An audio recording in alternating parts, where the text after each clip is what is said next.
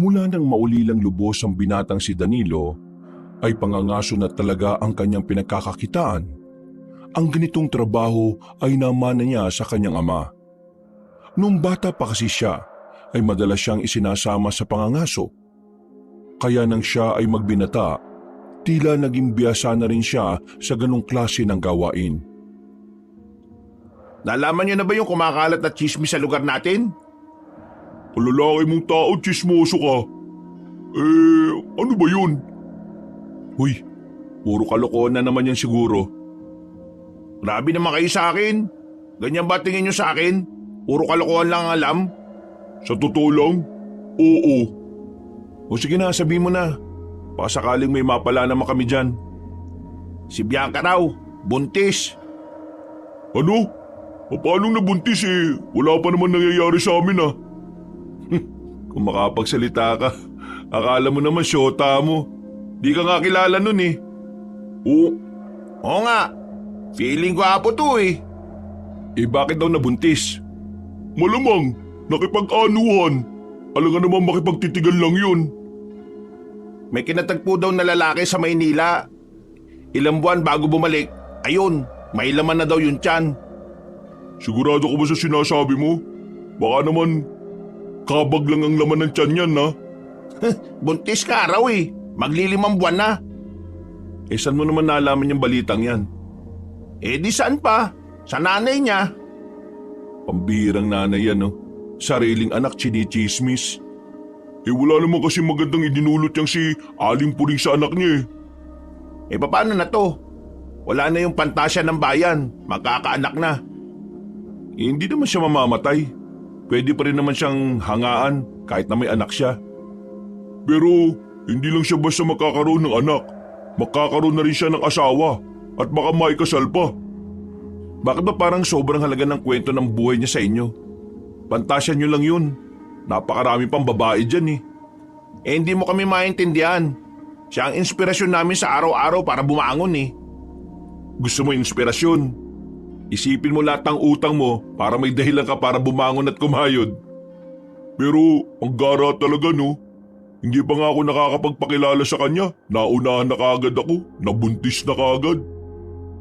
Tigil nyo na yung kahibangan nyo. Ituon nyo na lang yung atensyon nyo sa mas mahalagang bagay. Sige na, bilisan nyo na ang paglalakad. Baka gabihin pa tayo. Kailangan maihatid kagad natin itong mga nahuli natin sa palengke.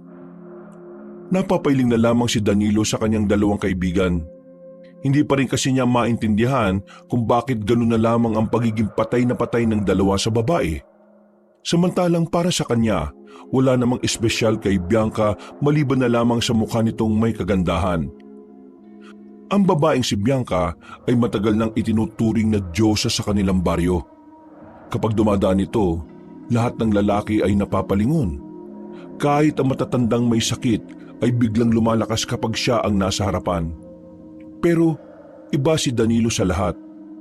Kahit na nagagandahan din siya sa dalaga, mas lamang ang kawalan niya ng pakialam sa babaeng yun. Makalipas lang ang ilang minuto, nakarating na rin sila sa palengke. Agad nilang inabot ang kanilang mga nahuling palaka at dagang bukid. Habang binibilang kung ilan ang kanilang nahuli, nakataas ang isang kilay ng tinderang si Aling Esang. Magkano na naman yan? Baka naman ang mahal-mahal na naman yan 500 na lang po ang kilo rito sa dagang bukid.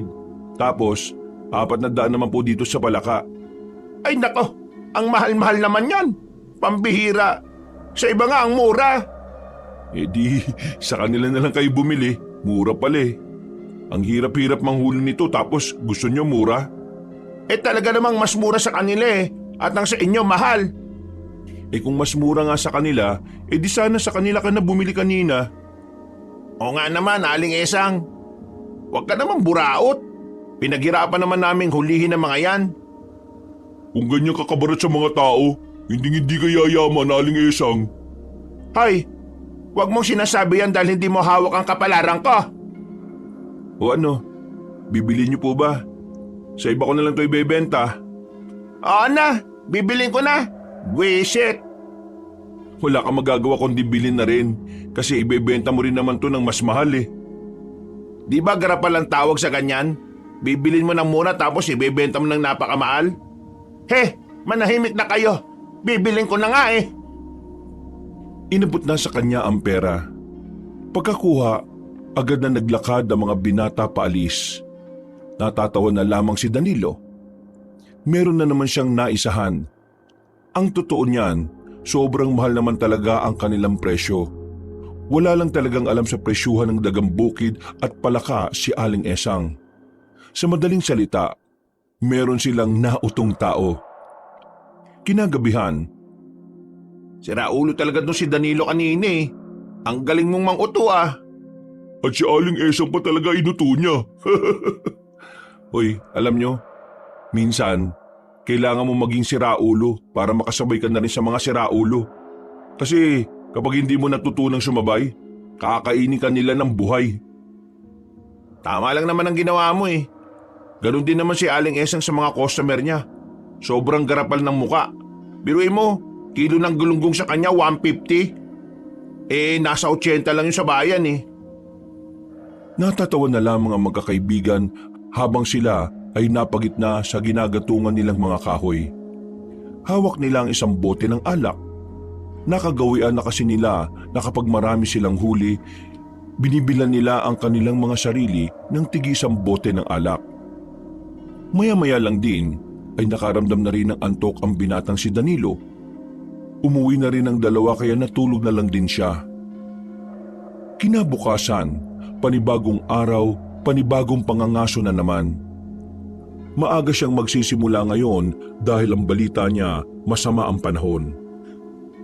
Usapan 5:00, anong oras na? 7:00 na. Nagpuyat na naman ba kayo? Hindi ako makatulog eh. Naiisip ko pa rin kung bakit nagpabuntis si Bianca sa taga Maynila. Uy, namang boses mo. Baka mamaya marinig ka pa ng nanay nun. O sige na, magkape na muna kayo. Pagkatapos aalis na tayo kaagad. Meron pa tayong hindi napupuntahan sa kagubatan eh. Makalipas lang din ng ilang minuto, umalis na rin ang tatlo. Bago sila makalabas ng kanilang baryo, nadaanan pa nila ang bahay ng babaeng si Bianca. Natanaw nila yun sa loob. May kasama itong lalaki na sa palagay nila ay yun ang nobya ng babae. Kung wala lang ibang nakakakita, parang gusto na lamang ding maglupasay ng dalawang lalaki. Pre, Norman, wala na talaga tayong pag-asa. Baka kailangan na lang din nating tanggapin na hanggang dito na lang yung pagpapantasya natin. Sino ba kasing lalaking yun eh? At bakit dun siya nagpabuntis? Pwede namang sa akin, huy. Tigilan nyo na yung kalokohan nyo ha. Napapailing na lamang si Danilo. Hinilan na niya ang dalawa para makaalis na rin sila. Mabilis ang kanilang lakad papunta sa paanan ng bundok. Nang makarating na sila roon, sa kanila inihanda ang kanilang mga gagamiting panghuli. Napapatingin pa si Danilo sa itaas. Nakita niyang unti-unti nang nagkulay itim ang mga ulap. Kapag umulan mamaya, mauna na kayo umuwi ah. Huh? Bakit kami mauna? Bakit ka naman magpapaiwan? Kailangan ko makarami. Kailangan ko ng pera eh. Kaya kapag umulan, umuwi na kayo. Delikado sa gubat kapag maulan eh. Alam niyo naman yun, di ba? Ano naman kung makidlatan? Kesa naman ikaw lang ang makidlatan, di ba? Isa pa, kailangan din namin ng pera. Gusto mo bang masolo lahat ng mahuhuli mo? Kasi kung yun ang gusto mo, edi sana Siraulo. Ikaw talaga oh. Di naman yun ang iniisip ko eh. Oy Nando, kalmaan mo. Medyo hindi rin maganda yung sinabi mo eh. Pasensya na. Basta kapag umulan, alam niyo na kung anong gagawin niyo ah. Ayoko naman na mamatay kayo sa kidlat dahil lang sa sinamahan niyo ako. Pero pre, ganun din naman ang nararamdaman namin eh. Ayaw naming mamatay ka sa kidlat dahil lang iniwan ka namin. Di bahala kayo kung gusto niyong sumama. Desisyon niyo naman yan eh. Basta walang sisiyan ah. Matapos ang kanilang paghahanda ay umalis na rin sila. Pinasok nila ang kagubatan kahit nagbabadya na ang masamang panahon. Una nilang pinuntahan ang kakahuyan. Sa parting ito kasi nila nakita ang nagkukumpulang bayawak nitong nakaraan. Pero sa pagkakataong ito ay wala na silang makita. Tanging ang mga bakas na lamang ang kanilang nadatnan. Wala na sila rito, pre. Saan naman kaya nagpunta ang mga yun? Malamang sa malamang, nakita rin nila tayo nung nakaraan. Patatalino pala mga bayawak no? Nakakaramdam na babalikan natin sila. Tingnan kaya natin dun banda. Mas maraming puno na may malalaking ugat dun Baka dun sila nagsipasukan. Naglakad ang tatlo patungo sa direksyon na tinuro ni Norman. Pagdating nila roon ay wala pa rin silang nakita. Dismayado ang tatlo. Nakaramdam na sila ng gutom bandang tanghali. Kaya naisipan na lamang ng tatlo na pumunta ng ilog. Manghuhuli lang sana sila ng isda para kahit papaano ay meron silang makain. Pero nang dumating sila roon, isang hindi inaasahang senaryo ang kanilang nadatnan. Malayo pa lang, natanaw na ni Danilo ang isang babaeng nakadapa sa gilid ng ilog. Agad nila yung nilapitan. Paghawak nila sa leeg, wala na silang makapampulso doon. Gaagi pre, patay na yan Ano nangyari dito mga pre? Kailangan na nating umalis dito. Paano tong babae na to pre? Baka mamaya tayo pa mapagbintangan dito. Yun na nga ang gusto kong sabihin Kapag may nakakita sa atin dito, baka tayo ang isipin pumatay sa babaeng yan. Kaya mas maganda nang umalis na kagad tayo. Bago maglakad palayo, tiningnan na muna ni Danilo ang babae. May kaputian yun. Makinis ang balat at sexy. Nakadapa nga lang ang babae kaya hindi niya gaanong makita ang mukha. Mabilis nilang nilisan ang lugar. Aminin man nila o hindi, kakaibang kaba na rin ang dumadaloy sa kanilang sistema. Yung kasi ang unang pagkakataon na may nakita silang bangkay sa kanilang paglalakbay. Kung magsumbong na lang kaya tayo sa mga pulis, para naman malaman din ng pamilya ng babaeng yun yung nangyari sa kanya. Hindi nga pwede. Paano kung tayo ang paghinalaan ng mga pulis? May punto siya, Norman. Ako man din, natatakot. Baka mamaya, kung magsabi tayo sa kapulisan, tayo naman ang pangunahing suspect nila. Ang mabuti pa, umuwi na lang muna tayo. Pero, saan na pala tayo dadaan? Ibang daan na itong napuntahan natin Hindi niyo ba natatandaan? Bakit? Hindi mo rin ba natatandaan? Magtatanong ba ako kung natandaan ko? Dito na lang, baka dito may daan. May bakas ng daanan Kahit na walang kasiguraduhan kung saan sila dadalhin ng daan na yon, ay sinubukan na lang din nila. Ang kaso nga lang, habang nasa kasagsagan sila ng paglalakad, ay bigla na lamang bumuhos ang malakas na ulan. Wala silang choice kundi ang maghanap ng masisilungan. Malas Sino ba may balat sa inyo sa puwet? Hindi ako sa singit yung sa akin Lalong hindi rin naman ako.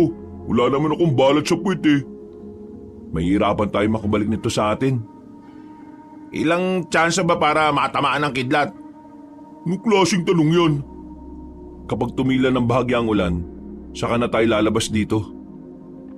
Walang nagawa ang tatlong binata. Nanatili lamang sila roon. Hindi na nila alam ang kanilang gagawin. Masyadong malakas ang ulan. Sinasabayan pa ng malalakas na pagkulog at pagkidlat. Inabot na nga sila ng gabi habang nakasilong sila sa ilalim ng punong sampalok. Buryong na ang tatlo.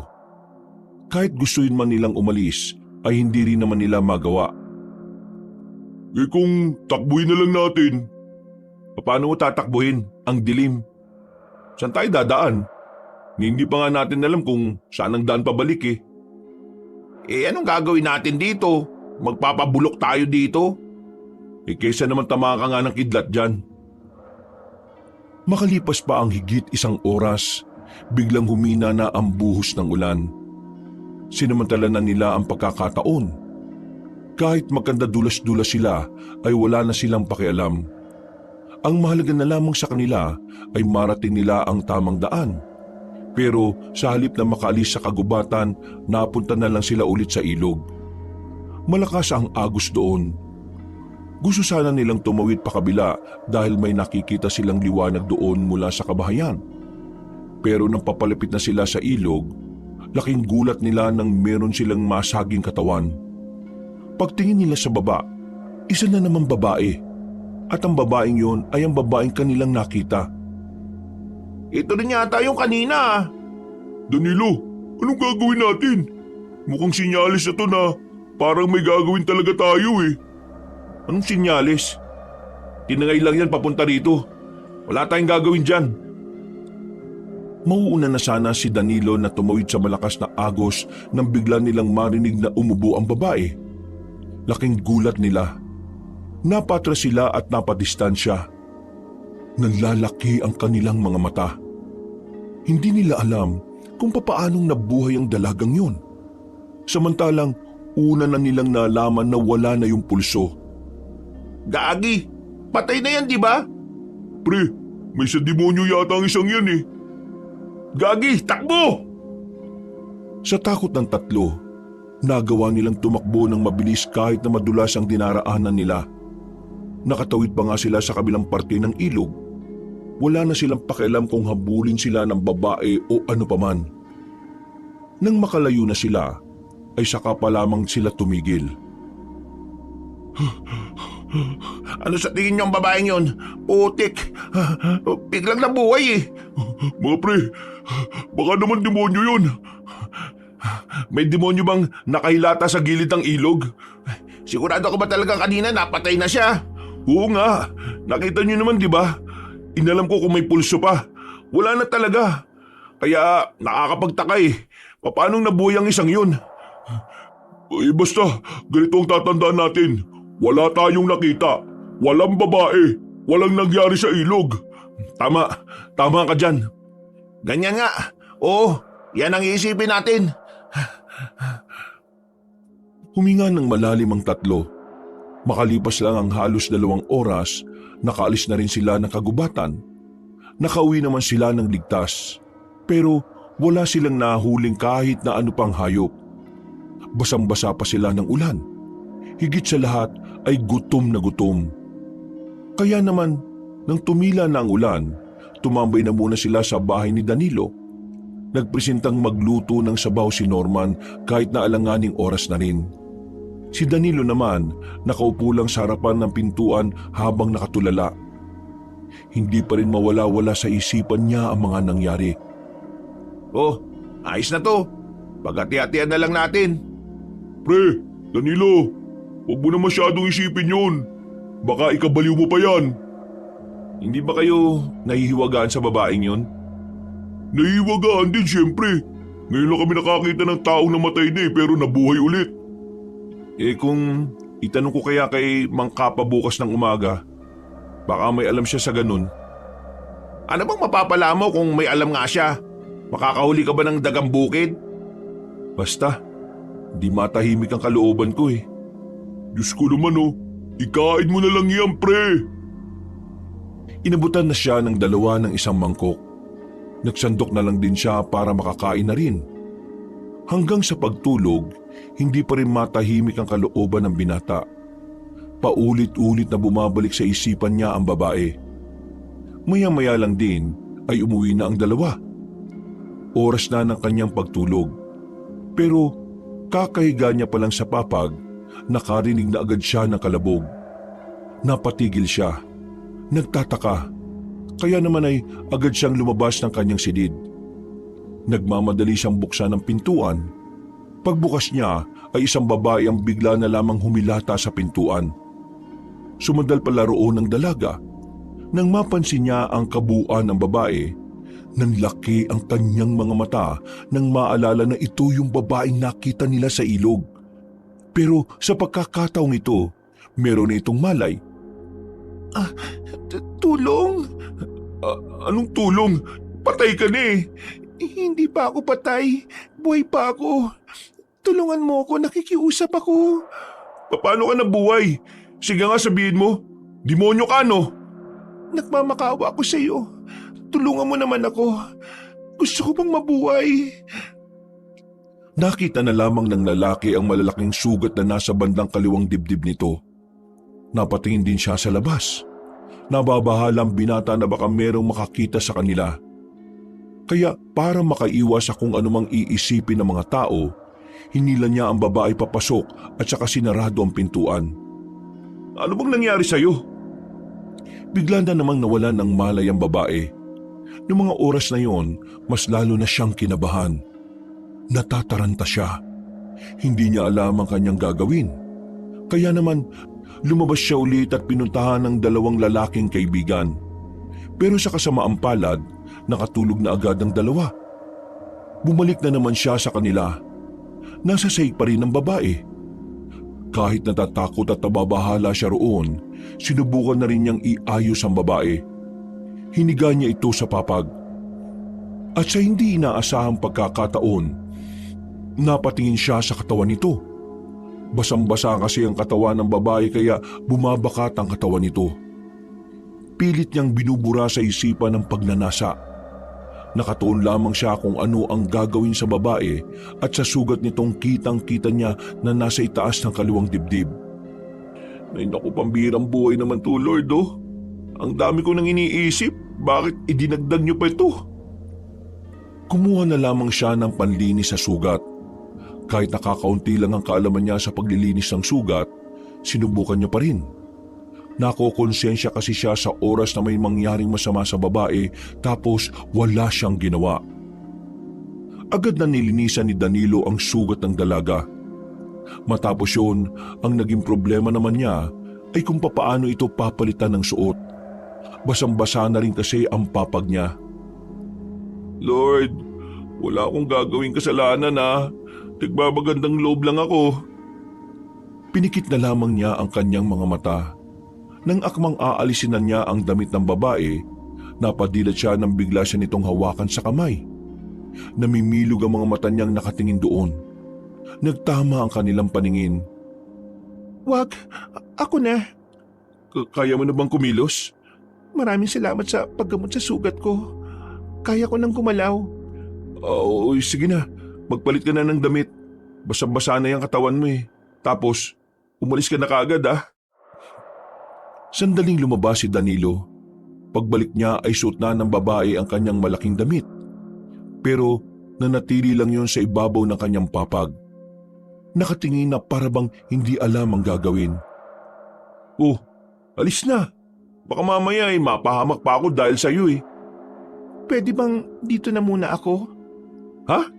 Anong sinabi mo? Kung pwede lang na dito na muna ako. Wala kasi akong mauuwian eh. Teka nga, taga-san ka ba? Ano ba nangyari sa'yo at bakit may sugat ka? Taga-baryo Swangit ako. Ang baryo na kung saan puro pangit ang nakatira maliban sa akin. Ang pinagsasabi mo, niloloko mo ba ako? Hindi, doon naman talaga ako nakatira eh. Bakit ba ayaw mong maniwala? Tinatanong mo pa talaga ako kung bakit ayaw kong maniwala. Sino ka ba para pagkatiwalaan ko? Hindi nga kita kilala eh. Hindi ko nga rin alam kung paano mo ko nasundan dito eh.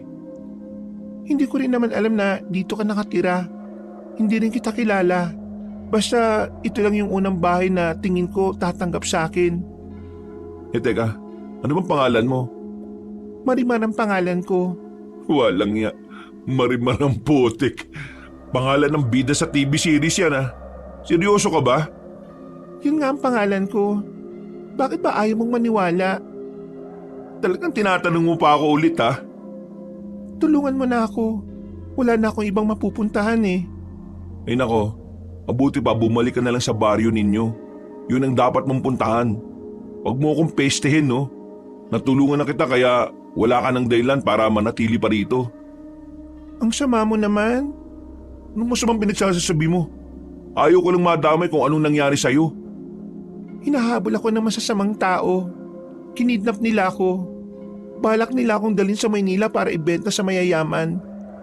Tingnan mo naman kasi, ang ganda-ganda ko. Kaya hindi na nakakapagtaka na may magtangka sa akin ng ganon. Hindi ko alam kung bakit sa dami ng tao, ako pa talaga, hindi naman din naman ako mayaman. Hindi ka nga mayaman. Ang yabang mo naman. Pero naniniwala ka sa akin. Hindi. Tingin ko sa'yo, para ka may ginawang masama tapos tumakas ka lang eh. Totoo naman talaga na tumakas lang ako. Pero Hindi naman dahil may ginawa kong masama, kundi dahil sa kasamaan na ginawa sa akin.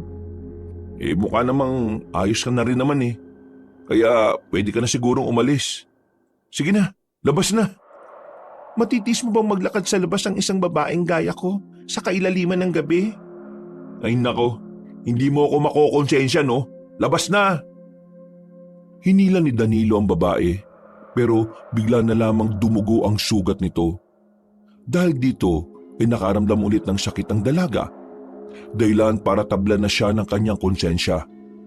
Napapakamot na lamang siya sa ulo ng alalayan niya ito. Ay nako, pambira naman talaga oh. Sige na, nakikiusap ako sa iyo. Hayaan mo na muna ako dito.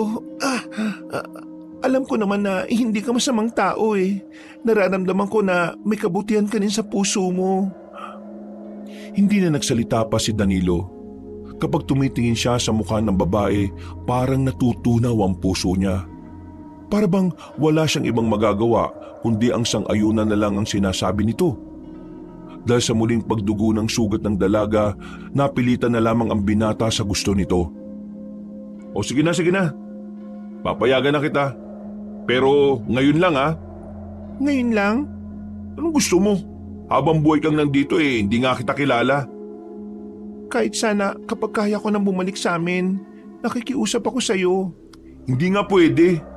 Kapag nakita ka ng ibang tao dito sa amin baka isipin pa nilang makasintahan tayo. Ano naman? Wala ka naman yatang ibang kasintahan eh. Magdali-dali lang magsalita sa iyo no? Palibasa, hindi imahe mo masisira. Bakit? Sikat ka ba rito? Ewan ko sa iyo. Patulog ko na nga lang dyan. Magpapahinga na ako. Pwede bang doon ako sa kwarto mo? Malamig dito sa papag na to eh. O sige na, doon ka na. Dami pang sat-sat. Hindi mo ba ako aalalayan? Hindi no. Ano ba kita? Isa pa, kaya mo naman ng maglakad eh. Sige na, ako na lang mag-isa. Ayaw na rin naman kitang maabala pa. Sus, ewan ko sa'yo. Marahang naglakad ang babae patungo sa pintuan ng kanyang silid. Nang makapasok na yun sa loob, ay agad niyang isinara ang pinto. Napabuntong hininga na lamang ang binata. Hindi siya makapaniwala sa sarili niya na nagawa niyang magpatuloy ng tao sa bahay niya kahit hindi naman niya kilala. Kahit na meron siyang pag-aalinlangan, para bang meron ding parte ng kanyang utak na hindi niya kayang pabayaan ng babae. Humiga na lamang siya. Bigla na lang din siyang inantok. Sumapit ang kinaumagahan. Nagtataka siya kung bakit ang dami niyang naririnig na boses mula sa labas. Parang mga bulong-bulungan pero malakas. Napabangon siya. Tumingin siya sa silid niya. Nakasarado pa naman ang pintuan, kaya akala niya natutulog pa rin ang dalaga. Paglabas niya ng bahay, nakikita niya si Marimar. Nagsasalang na at mayroon ng pinapakuluan. Habang ang mga kalalakihan naman sa tapat ng kanyang bahay ay nakatambay doon. May mga kasama ring mga tsismosa. Ay! Magsilayas nga kayo sa tapat ng bahay ko. Ang iingay niyo kay aga-aga. Ay, ikaw Danilo. Hindi mo naman sinabi na may asawa ka palang maganda at sobrang sexy. Asawa? Oo, di ba asawa mo yan? Diyos ko, huwag ka na magkaila. Sinabi na niya sa amin. Siguro, kaya mo siya tinatago para wala kang kahati ano? Uy, magtigil ka nga Aling Esang. Sabog ka yata eh. At kayong lahat, alis! Alis kayo! Uy, shoo! Shoo! Nag-alisa ng mga tao sa harapan ng kanyang bahay. Nang maglakad na palayo ang mga yon, agad namang nilapitan ni Danilo ang babaeng si Marimar na parang walang alam sa nangyayari. Nakatuon lang ang atensyon sa ginagawa. Ano bang sinabi mo sa mga yon? Sinabi ko na mag-asawa tayo. Baliw ka ba? Bakit mo sinabi sa kanila ng ganun? Paano kapag naniwala silang lahat? Di mas maganda. Ano? Mas maganda nang isipin nilang mag-asawa tayo kaysa isipin nilang kahit hindi tayo mag-asawa magkasama tayo sa iisang bahay. Ano pinagsasabi mo? Ang usapan natin pagsapit ng umaga aalis ka na. Pero bakit nandito ka pa? At gumawa ka pa talaga ng eksena? hindi mo na ako pwedeng paalisin. At bakit hindi? Kapag pinalis mo ko, masisira ang imahe mo. Iisipin nilang pinalayas mo ang asawa mo. Pinlano mo to, no? Sabihin mo nga. Hindi. Bakit ko naman gagawin yun? Tinulungan mo na nga ako tapos gagawin ko pa yun sa'yo. Yun na nga eh.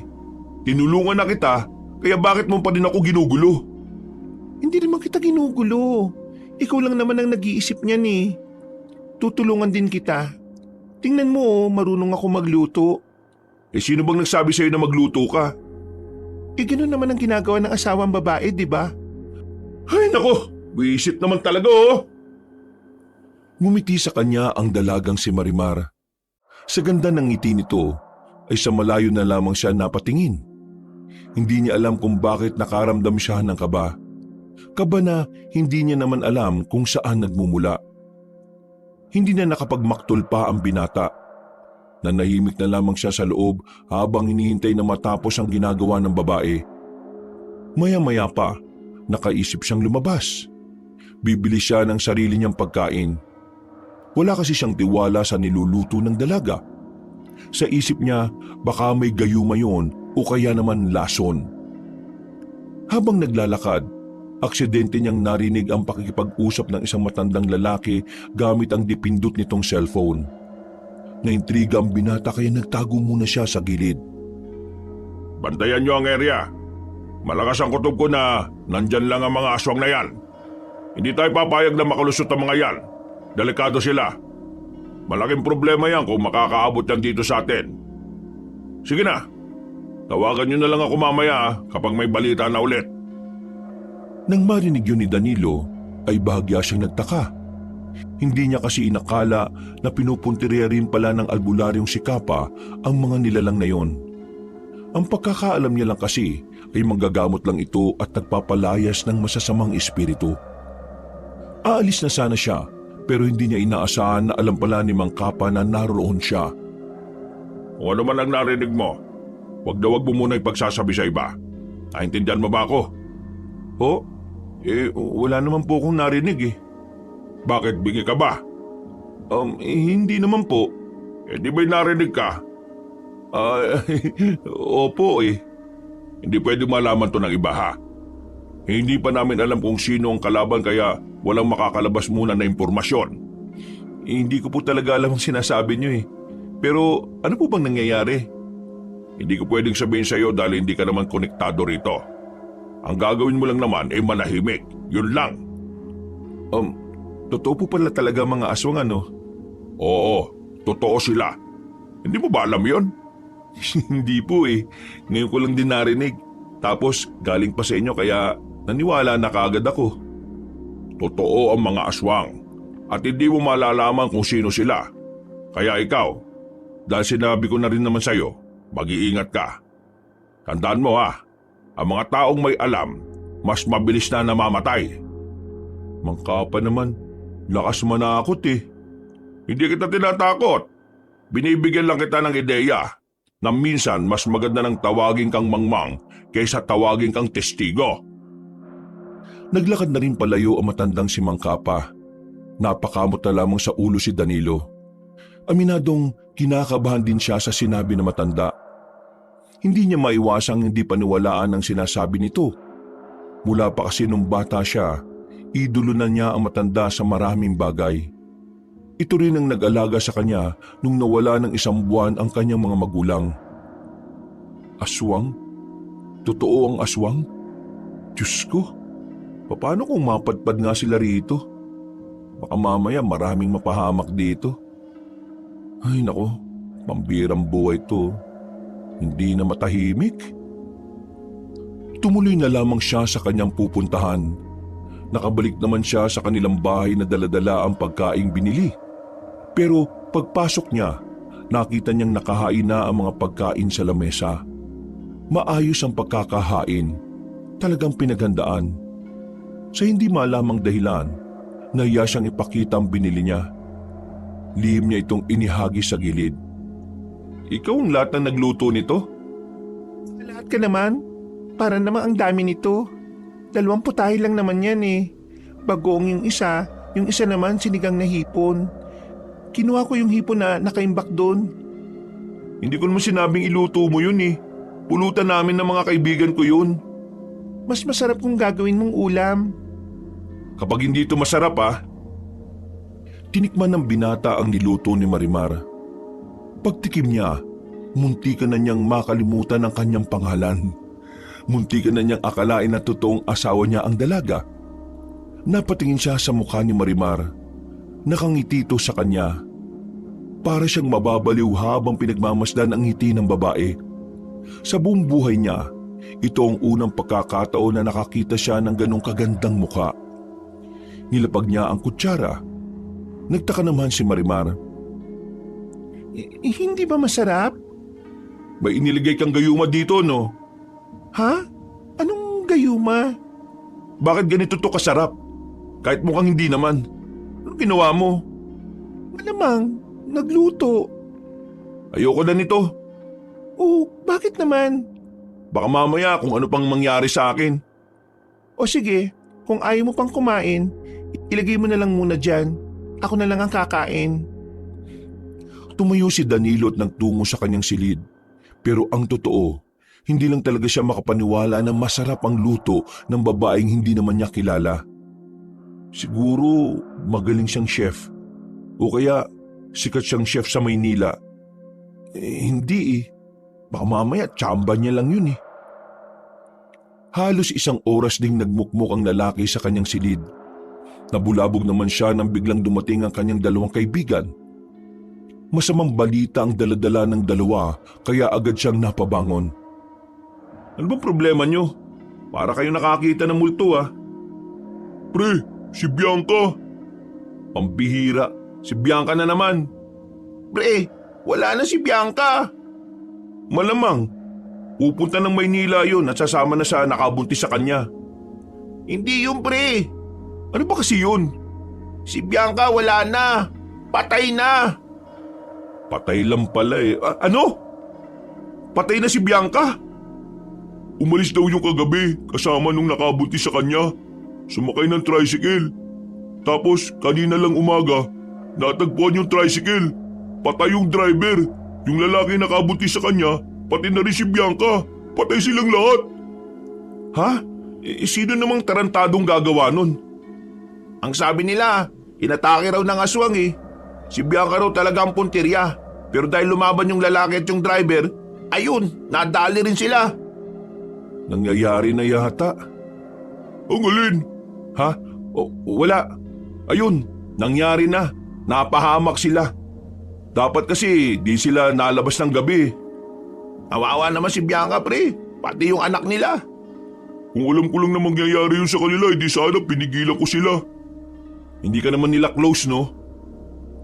Sabay-sabay silang napatingin sa kabilang papag nang marinig nilang humikab ang babaeng si Marimar. Nagulat si Nando at Norman sa kanilang nakita. Namukhaan kasi nila ang babaeng yun. Uy, pre! Anong ginagawa ng babaeng yan dito? Di ba yan yung nasa ilog? Ha? Oo. Kunwari ka ba na ayaw mo? Gusto mo lang palang suluin. Uy, si Raulo. Pakinggan niyo muna ako, no? O sige, magpaliwanag ka nga. Magsasalita na sana ang lalaki nang biglang bumangon ang babaeng si Marimar. Nakangiti yun sa kanila. Kahit ang dalawa ay nakaramdam din ng pagkailang at hiya. Sadyang napakaganda naman kasi talaga ni Marimar. Parang nagliliwanag ang kagandahan nito. Magandang umaga sa inyo. Ako nga pala si Marimar. Ako ang asawa ni Danilo. Ano? Asawa? Pre, anong asawa? Niloloko mo ba kami? Magkakilala siguro kayong dalawa, no? Hindi ko kilala yan. Kagabi nang umuwi tayo, nagulat na lang ako na nakarating na yan dito sa bahay. Tapos, may sugat yan sa dibdib. Kaya tinulungan ko. Akala ko kasi mamamatay na. Hindi ko naman inakala na matapos kong tulungan yan ganyan pala kasira ulo yan. Sinabi ba naman sa mga kapitbahay na asawa ko siya? Na ang usapan naman namin aalis na siya kaninang umaga. Pero ngayon, ayan, nandito pa rin. Totoo ba? Totoo ang lahat. Wala na kasi ako mapupuntahan kaya gusto ko sanang nandito lang muna ako. Pre, dito na muna yan. Para naman may dahilan kami lagi para dumalaw. Oo nga naman. Di yung puro mukha mo lang yung nakikita namin. Magtigil nga kayo. Yan na naman kayo sa kamanyakan nyo eh. Aalis yan dito. Hindi yan pwede magtagal dito dahil ayaw ko namang maging laman ng chismis. Parang awa mo na. Dito na muna ako. Gagawa naman ako ng mga gawaing bahay eh. Pangako, hindi ako magiging sakit ng ulo mo. Oh, yun naman pala eh. Sa katunayan, nagluto ako kanina ng pagkain niya pero ayaw niya kahit masarap naman. O pre, yun naman pala eh. Bakit ayaw mo pang? Tama na. Naiirita na ako ah. Ikaw Marimar ah, mamaya aalis ka na. Maghahanap lang ako ng pwede mong suotin. Sige na, aalis na lang ako. Hayaan mo na lang akong makuha ulit ng mga taong dumukot sa akin. Uy pre, ano yung sinasabi niya? Miss, ano ba nangyari? Kaya kasi ako napunta sa ilog kasi tinatakasan ko yung mga dumukot sa akin. Mga sindikato. Tapos ngayon, ayaw niya akong tulungan. Sinabi niya sa akin na bahala na raw ako sa buhay ko. Uy, tingnan mo tong lalaki na to oh. Bakit mo naman sinabi yun? Wala akong sinabing ganun. Ikaw Marimar ha, napakasinungaling mo ha. Bigla na lamang lumapit sa kanya ang babae. Lumuhod ito sa kanyang harapan at nagmamakaawa. Kinagulat naman niya yon. Hindi niya kasi inakala na gagawin yun ng babaeng kagaya ni Marimar. Nakaramdam siya ng hiya sa hindi niya malamang dahilan. Tingnan mo yung ginawa mo oh. Ganyan ba dapat ang ginagawa sa babae? Lalo na kapag maganda. Diyos ko naman. O sige na, tumayo ka na. Anong sige na? Dumito ka na muna sa bahay hanggat hindi mo pa kayang umuwi sa inyo. Talaga? Pero ito lang ang ayaw ko ah. Ayaw ko ng makalat. Ayaw ko ng maingay. Ayaw ko ng tamad na tao. Isa pa, ayaw kong ipagkalat mo na asawa mo ko. Nasabi ko na eh. Di bawiin mo. Anong sasabihin ko? Sabihin mong hindi kita kaano-ano. Uy, mag-isip ka nga. Sasabihin mong di kayo makano-ano ano na lang ang iisipin nila at nandito yan sa bahay mo. Mismo. Ikaw nga mag-isip pre. Napapakamot na lamang sa ulo si Danilo. Pakiramdam niya ay napagkakaisan siya ng mga yun. Kaya sa dulo, wala rin siyang nagawa. Hindi rin maintindihan kung bakit parang hindi niya kayang tanggihan ng babaeng si Marimar. Tumingin lang siya sa mata nito at para na siyang nanghihina. Nagtagumpay ang tatlo sa kanilang kagustuhan na manatili ang babae sa bahay na yon. Tuwang-tuwa si Norman at Nando dahil sa wakas meron na naman silang bagong pinagpapantasyahan. Pero si Danilo hindi niya magawang matuwa. Hindi dahil ayaw niyang naroon ng babae, kundi dahil sa mga naiisip niya. Pakiramdam niya kasi hindi tama na magkasama sila ni Marimar sa iisang bahay. Lalo na't meron na siyang nalalaman sa sinabi ni Mang Kapa. Kinagabihan, Huwag ka nang kumilos, ako nang bahala magluto. Ang kailangan ko lang hindi kita inuutusan no? Ayaw ba kung ako na ang gagawa? Hindi kita inuutusan eh. Pinapaalala ko lang na kahit hindi kita utusan, gumawa ka pa rin sa pamamahay ko ha? Oo naman, hindi mo naman kailangang ipaalala eh. Alam ko naman ang responsibilidad ko bilang asawa mo. Sumakit ang ulo ni Danilo kay Marimar. Sinabayan pa ito ng panggagatong ng dalawang binata. Kaya hindi pa man natatapos ang araw, pakiramdam ni Danilo na puputi na ang buhok niya dahil sa sobrang konsumisyon. Pero sa tuwing titingnan niya ang babae, hindi niya may paliwanag kung bakit parang hindi niya kayang magalit dito. Samantalang hindi naman niya ito kilala. Wala man lang nga siyang ideya kung ano ang pinagmulan nito. Maliban na lamang sa kwento ng babae na agad naman nilang pinaniwalaan. Makalipas ang ilang araw, linggo at dumating na nga rin ang buwan, nanatili pa rin ang dalaga sa kanyang bahay. Maging siya ay hindi rin makapaniwala na tila magiging parte na rin ng sistema niya si Marimar. Naging mabuti naman din kasi si Marimar sa kanya. Mula nang dumating ito, naging madali ang buhay niya sa loob ng bahay. Si Marimar na rin kasi ang gumagawa ng lahat. Darating na lang siya para kumain. Marami na nga rin ang nagsasabing mabuting asawa ang babae. Kanina ka pa narito, hindi mo man lang inayos tong mga naglaglagan. Galit ang babae nang dumating ito galing sa labas. Habang si Danilo naman nakaupo lang sa harapan ng lamesa kasama ang dalawa nitong kaibigan. Oh, tingnan mo. Galit yung asawa mo oh. Yung kasi, tumad-tumad. Amad, asawa ni. Hoy, tumigil nga kayong dalawa. Wala ako sa mood ah. Ikaw pa ngayon ang wala sa mood. Ako na nga ang gumagawa ng lahat eh. Aayusin mo lang naman yung mga nagbagsakang kaldero. Sino nagsabi na kumilos ka rito? Inutusan ba kita? Matagal na kitang pinapalis dito pero ayaw mo. Tapos ngayon aangal ka na ikaw lahat gumagawa dito. Huwag mong gawin kung ayaw mo. Ganun lang naman kasimple. Nagulat si Nando at Norman sa sinabing yun ni Danilo. Ramdam nila ang pagkapiko ng lalaki. Si Marimar naman ay hindi na lamang nagsalita. Pumunta na lamang sa labas para makapagluto. Sa inis niya ay iniwan niya ang mga tao sa bahay niya. Hindi niya alam kung saan siya pupunta. Basta naglalakad lang siya at wala siyang pakialam sa paligid niya.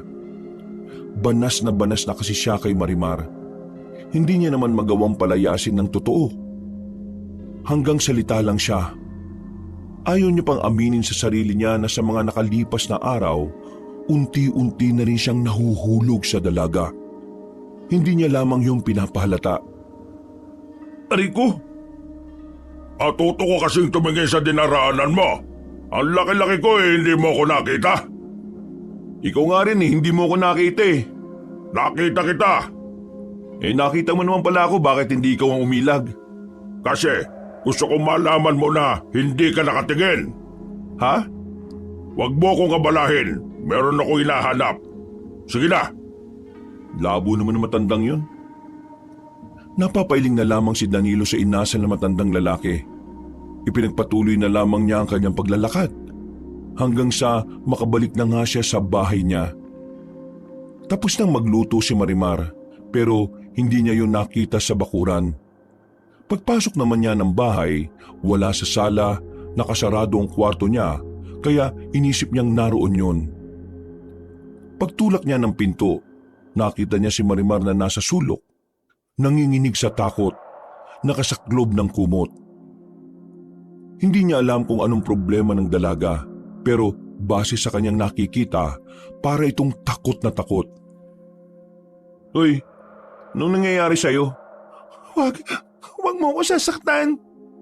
Uy, di kita sasaktan no? Lumayo ka sa akin sa bulay. Lumayo ka. Hindi ako si Sabulay, ano ba pinagsasabi mo? Nilapitan ni Danilo ang babae. Marahan niyang inalis ang kumot na nakasaklob dito. Pagtingin niya kay Marimar, kita niyang marami na itong sugat sa kamay. Mahahaba ang kuko at ang mga mata nito ay namumula. Nagtataka ang lalaking si Danilo kung bakit nagkaganon ng babae, pero may nahon niya itong kinausap. Marimar, ano ba nangyayari sa'yo? Sabihin mo nga sa akin. Danilo? Oo, ako nga ito, si Danilo. Walang ano-ano, bigla na lamang yumakap ang dalaga kay Danilo. Iyak ito ng iyak, pero agad na kumala si Danilo sa kanya.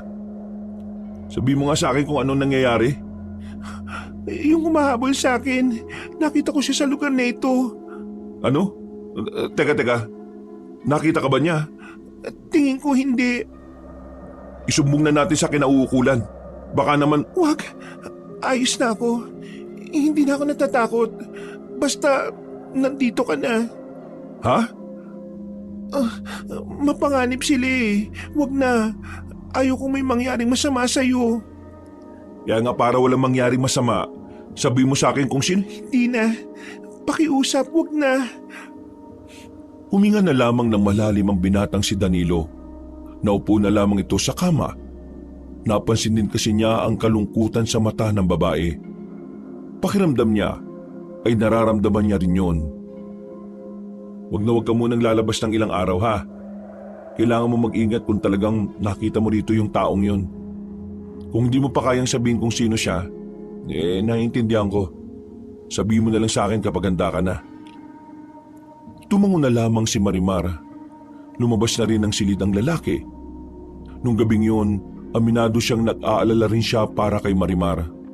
Kaya pagkatapos nilang kumain, pinapasok na niya ito agad sa kwarto. Humiga na rin ang binatang si Danilo. Maya-maya lang din ay nakaramdam na siya ng antok. Kinaumagahan ay maaga siyang nagising.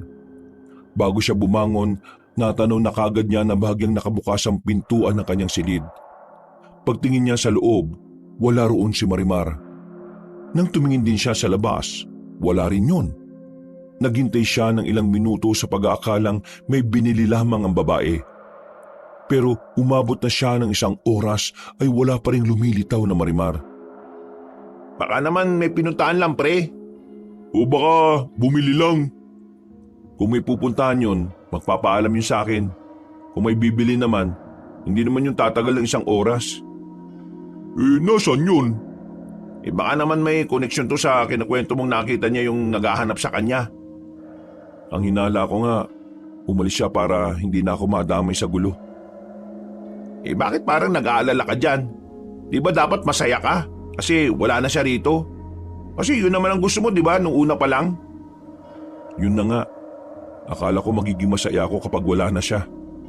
Pero, hindi pala eh. O sige, ganito na lang. Mag-iwahiwalay na lang tayo para mas madali natin siyang mahahanap. Magkakaibang direksyon ng kanilang tinahak. Habang naglalakad si Danilo, natanaw niya ang matandang si Kapa, ang kilalang albularyo sa kanilang lugar. Nilapitan niya ito sa pagbabakasakaling nakita nito si Marimar. Mang Kapa? Danilo. Bakit? Anong sa atin? Itatanong ko lang naman po sana, may nakita po ba kayong babae na maganda?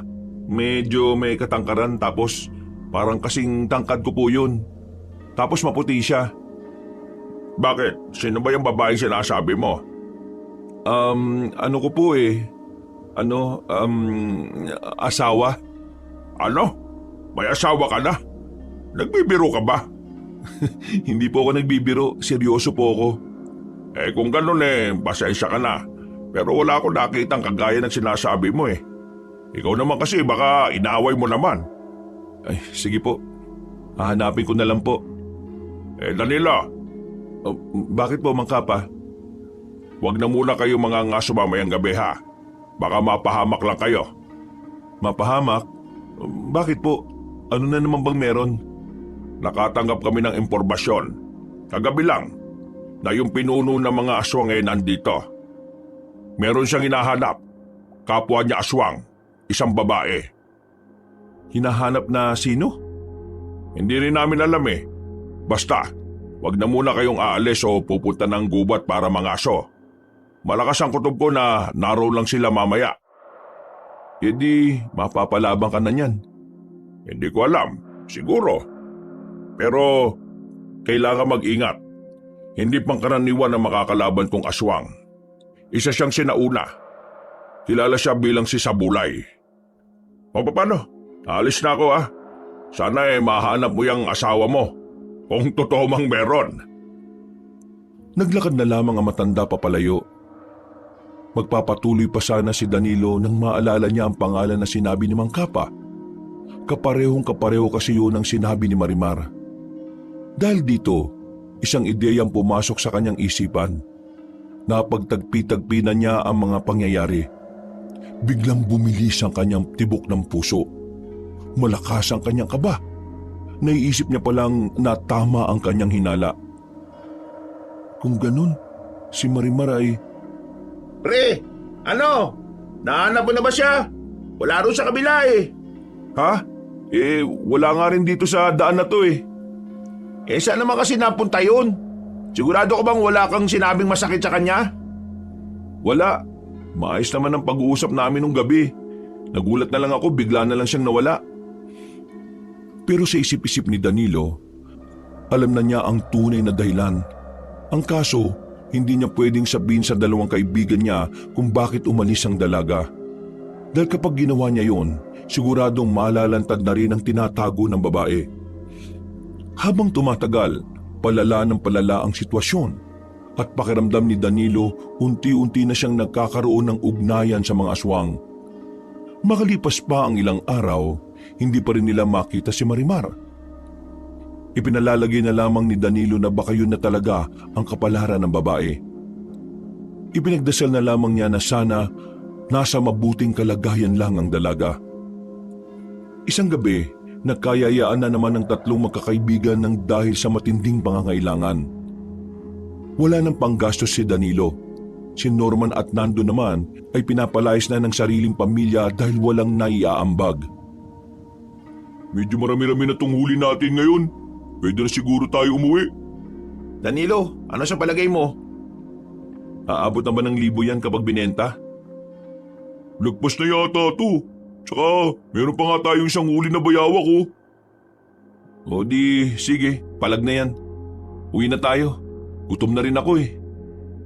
Hindi pa man nakakalayo ang magkakaibigan nang bigla silang makarinig ng malalakas na angil na nanggagaling sa kagubatan.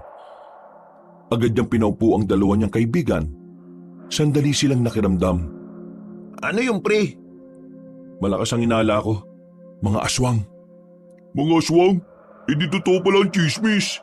Oo. Hindi lang siya basta chismis. Kasi totoong nilalang talaga sila. Anong gagawin natin? Magtatago lang ba tayo rito? Hintayin muna natin silang dumaan. Baka kasi dito yung direksyon nila eh. Aba, baliw. Bakit ba natin hihintayin kung pwede naman tayong umalis na kagad? Eh kung makita nila tayo sa daan. Oo nga. Di talaga to nag-iisip tong si Norman eh. Kung gusto mo ikaw na lang. Para ikaw yung maging sisig nila. Nanahimik na silang tatlo na may mga marinig naman silang tinig ng mga tao. Tila nabuhay ng loob si Danilo nang mapagtanto na naroon din pala ang matandang si Kapa. Tumayo ito at agad na nagpakita. Mang Kapa! Lintik na yan. Bakit kayo nandito? Katatapos lang po namin manghuli. Ano po bang meron?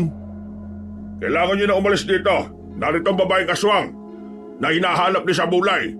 At malakas din ang kutob ko na narito rin ang mga aswang. Madadamay kayo rito kaya mas mainam na umuwi na kayo ngayon din. O pre, narinig nyo. Tara na. Hinilan ni Norman ng dalawang paalis. Pero hindi pa man sila nakakalayo. Agad nang bumitaw si Danilo. Ang unang pumasok kasi sa isipan niya ay ang babaeng si Marimar. Sinubukan pa siyang pigilan ng dalawa. Pero wala ring nagawa ang mga yon. Mabilis siyang tumakbo pabalik kay Mang Kapa. Sira ulo, bakit ka bumalik? Gusto ko pong sumama. Ano akala mo? Maglalaro lang kami ng tago-tagoan? Pakikipagpatayan kami sa mga aswang? Baka hindi mo lang alam. Alam ko naman po yun. Pero gusto ko lang po sumama. Gusto ko maging katulad ninyo. Ano pinagsasasabi mo? Takot na takot ka nga sa multo nung bata ka pa sa aswang pa kaya? Bata pa po ako noon. Pero iba na ngayon. Kaya pagbigyan niyo po ako sumama. Sige na po. Sige, sumama ka na. Pero walang sisiyan kapag dito ka mamatay Bigyan nyo nga ng itak to. Inihagis sa kanya ng isang lalaki ang itak na kinakalawang pa ang talim. Nasulon naman niya yun kahit na merong kabigatan ng hawakan. Wala akong kasalanan sa mga magulang mo kapag namatay ka rito Naintindihan mo? Tumungo na lamang ang lalaki. Pero sa kaloob-looban niya ay hindi siya pinatatahimik ng kaba. Ang tanging nagiging lakas na lamang niya ay kailangan niyang makita si Marimar. Kailangan niyang malaman kung nasa ligtas ba itong kalagayan. Makalipas ang halos 5 minutong paglalakad, biglang tumigil si Mang Kapa sa paglalakad. Sumenyas ito sa iba nilang kasamahan. Iandaan yung mga sarili ninyo. Malapit na tayo sa kanila. Hintayin natin sila makalapit. Magsipo muna kayo. Mang Kapa, gaano ba sila kabangis? Mas mabangis pa sa leon. Talaga? Malalaman mo na lang mamaya. Bakit? Natatakot ka na ba? Ako? Natatakot? Hindi Mga ilang sandali lang, naramdaman na nila ang mga yabag ng paa. Nang kakaunting distansya na lamang ang layo ng mga yun sa kanila, hindi na nagsayang ng oras sa mga manunugis. Dali-dali silang lumabas. Nagulat ang mga aswang sa kanilang paglitaw kaya hindi man lang nakaiwas sa mga yon. Sa mga oras na ito, habang nakikipagpatayan ng mga manunugis sa mga aswang, nakatayo lamang ang lalaking si Danilo. nakatulala sa mga nangyayari. Sa likod mo! Paglingon ni Danilo sa likuran niya ay nakita niyang isang aswang na gumagapang na palapit sa kanya. Nailaga naman niya yun. Lumapit si Mang Kapa at pinatay nito ang aswang. Humanga naman si Danilo sa matanda. Hindi kasi niya inakala na magagawa pang makita ni Mang Kapa ang aswang na yon kahit mga lampara lang naman ang kanilang dalang ilaw. Kung ganyan ka, mauna ka pang mamatay sa pinakamatandang tao sa bando natin. Pasensya na po. Sige na, bumawi ka. Ho? Muling nagpatuloy ang labanan. Kitang-kita na nakakalamang ang mga manunugis ng mga sandaling yon. Hindi nga nagtagal, tuluyan na nga nilang natalo ang mga aswang. At sa dami ng kanilang kinalaban, ni isa ay wala man lang napatay doon si Danilo. Puro ilag lamang ang kanyang ginawa. Wala siyang lakas ng loob para tumaga. Suyurin niyo itong buong area. Baka meron pang nakatago dyan. Tandaan, huwag makakampante ha. Hindi pa natin nakikita si Sabulay. O ano, Danilo, sasama ka pa ba? Wala ka namang ginagawa eh. Mabuti pa umuwi ka na. Ayoko mamatay ka rito ng walang kalaban-laban. Nakikita mo yung mga bangkay ng aswang na yan? Magiging ganyan ka rin kapag hindi ka nakinig sa akin. Dalhin mo yung itak na yan pabalik sa mga kasama mo. Pero Wala nang pero-pero. Ayaw ko rin naman na makasira ka sa mga plano namin. Kanina, hindi ako makalaban ng maayos kasi naalala kita eh. Kasi alam kong wala ka rin magagawa. Pasensya na po. Sige po, uwi na lang po ako. Mabuti pa nga. Wala nang nagawa pa ang binata kundi sundin ang sinasabi ni Mang Kapa. Binilisan niya ang kanyang paglalakad. Pero hindi pa man sila nakakalayo, bigla na lamang may humila sa kanya. Tinakpan ang kanyang bibig kaya hindi siya nakasigaw. Pero nang marinig niya ang babaeng tinig ay unti-unti siyang nanglambot. "Huwag ka maingay." Nang mawala na ang mga manunugis, saka lamang siya pinakawala ni Marimar. Sa mga sandaling yon, hindi maipaliwanag ni Danilo ang kanyang nararamdaman. Pakiramdam niya ay lumuwag na ang kanyang paghinga. Nabawasan ang kabigatan ng kanyang kalooban. Marimar? Oo, ako nga ito. Halika, sumama ka sa akin. Dadaling kita sa ligtas na lugar. Hindi ligtas dito. Hinuwakan siya ng babae sa kamay at nagmamadali silang makalayo. Hindi niya alam kung saan sila pupunta. Pero panatag ang kanyang kalooban dahil kasama niya ang dalaga. Makalipas lang ang ilang minuto, nakarating na rin sila sa isang maliit na kubo. Pumasok sila sa silong nito. Doon ay meron may butas at merong hagdanan pababa. Ano to? Sumama ka na lang. Sa baba ko ipapaliwanag ang lahat. Bumaba sila sa hagdanan. Binuksan naman ni Marimar ang mga lampara na nakasabit sa pader. May halong pagkamangha si Danilo na makita na niya ang lugar doon. Parang normal na bahay lang pero nasa ilalim ng lupa. Dito ako nakatira. Huwag ka mag-alala. Walang nakakaalam nito kung hindi ako lang. Matagal ka na nakatira dito? O dito ko lang tumira mula nung umalis ka sa akin? Mula lang nang umalis ako sa iyo, natuklasan ko itong lugar na ito. Bahay ng dating magsasaka na umalis na. Wala akong pakialam kung ano ang kasaysayan ng bahay na ito. Ang gusto kong marinig ay kung bakit ka umalis nang walang paalam. Anong problema mo? Sino mga humahabol sa'yo? At ano ka ba talaga, Marimar? Umamin ka nga sa akin. Tama bang iniisip ko na ikaw yung hinahanap ng mga aswang? Na ikaw rin ang hinahanap nila Mang Kapa? Na isa ka nga talagang? Oo, aswang ako. So tama nga ako? Oo, tama ka nga ng hinala. Isa akong aswang. Kung aswang ka, anong motibo mo sa akin? Papatay mo ba ako? Kakainin mo rin ba ako? Hindi lahat ng aswang kagaya ng mga iniisip mong gumagawa ng karahasan. Di sinasabi mong iba ka sa kanila? Oo, iba ako sa kanila dahil hindi ako gumagawa ng masama. Kalokohan naman yan. Ang sabi ni Mang Kapa, lahat ng aswang pumapatay ng tao kasi tao ang kinakain ninyo. Yun ang sinabi niya sa'yo kasi yun lang naman ang alam niya eh. Pero maniwala ka sa akin, hindi ako kagaya nila. Mula nang isinilang ako, iba ako sa kanila. Kahit na kailan, hindi ako nakatikim ng tao. Kahit amuin man lang ang dugo ng tao, hindi ko ginawa. Teka, nagugulan pa rin ako eh. O sige, sabihin na nating hindi ka nga masamang aswang. Pero bakit kayo nahabol nung matandang si Sabulay na yon? Tungkol dyan, hayaan mo na muna ako magpaliwanag. Ayun nga ang gusto kong marinig na paliwanag. Malamang ahayaan na kita magsalita. Pero Bigla na lamang lumapit sa kanyang dalaga at niyakap siya ng mahigpit. Sa hindi mapaliwanag na dahilan, unti-unting naglaho ang pagiging iritado ng binata. Gusto niya rin ng yakap na yon kahit na hindi man niya aminin. Mas lalong gumaan ang pakiramdam niya. Para siyang napanatag. Parang napawi ang pangungulila niya. patawarin mo ko kung umalis ako ng walang paalam. Nalaman ko kasi na kilala mo pala yung albularyong tumutugis din sa akin. Kaya naisip ko na umalis kasi baka isipin nilang pinoprotektahan mo ang isang aswang. Kumalas ang dalaga at tumugot ito ng malalim na paghinga. Mga ilang sandali lang, sinimulan na rin ito ang nais nitong sabihin. Anak ako ng isang mayamang aswang at ng isang pangkaraniwang tao lang. Aswang ang papa ko, tao naman ang nanay ko. Ang magkaibang dugo na nagsama, ako ang kinalabasan. Kung tutuusin, hindi maaring makaroon ng anak ang isang aswang at ang isang tao. Pero naging posible siya. Akala ko magiging normal lang ang buhay ko kahit na pinili kong mabuhay bilang isang normal na tao. Pero hindi pala.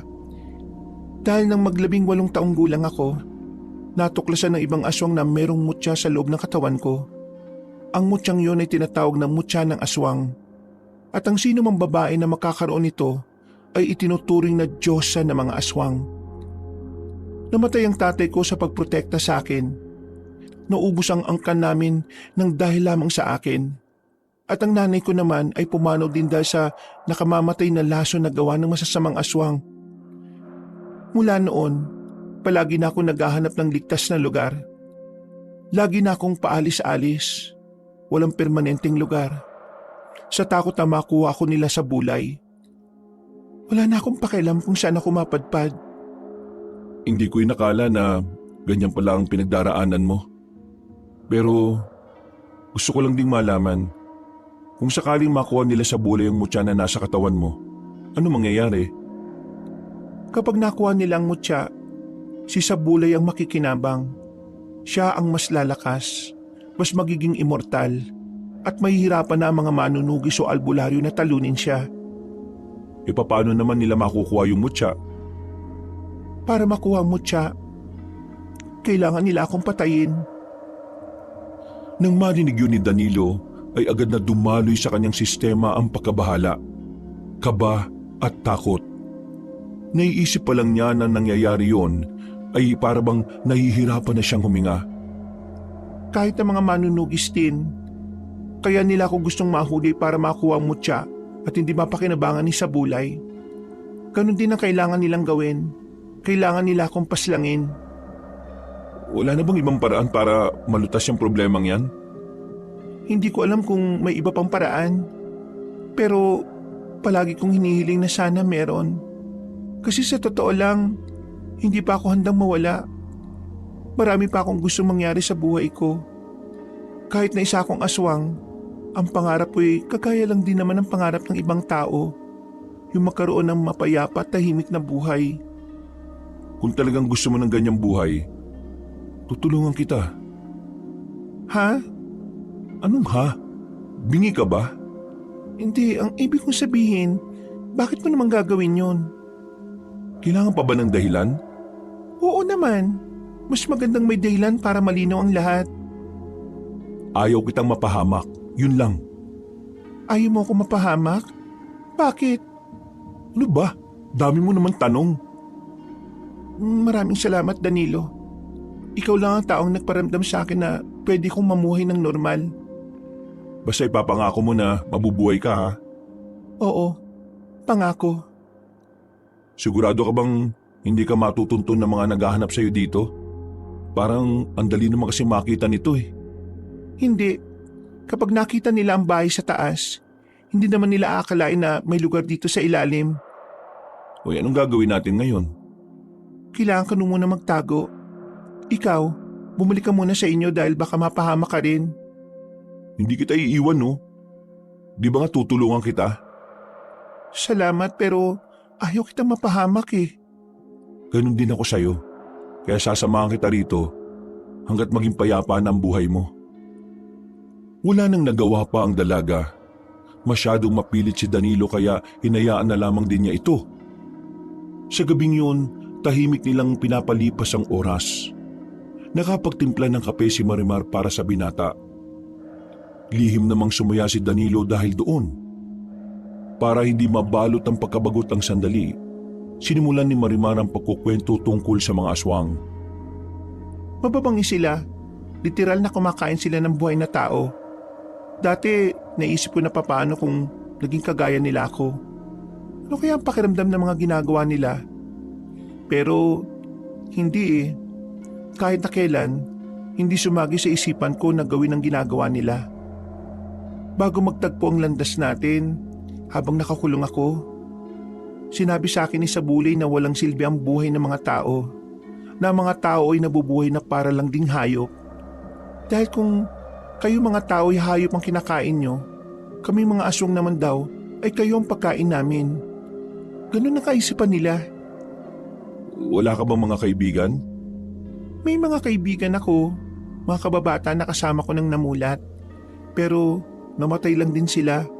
Nasubukan nila akong protektahan. Pinatay sila ng mga kapwa-aswang na tauhan ni Sabulay. Pasensya ka na ha. At napaalala ko pa. Wala namang problema. Ayos na rin naman ako eh. Huwag ka mag-alala. Hinding-hindi ka nila makukuha. Gagawa ko ng paraan. Si Mang Kapa, paano kapag nalaman nila ang ginagawa mo? Para mo na rin siyang ama, di ba? Pinangsabi mo. Pero pinoprotektahan mo ang isang aswang. Aswang ka nga pero may dugo ka pa rin ng pagiging tao. Kaya wala namang mali sa ginagawa ko. Kung hindi niya ito magugustuhan, problema na niya yun. Napatango na lamang ang dalaga, habang si Danilo naman makailang ulit nang sumisilip-silip sa itaas. Doon na sila nagpalipas ng gabi.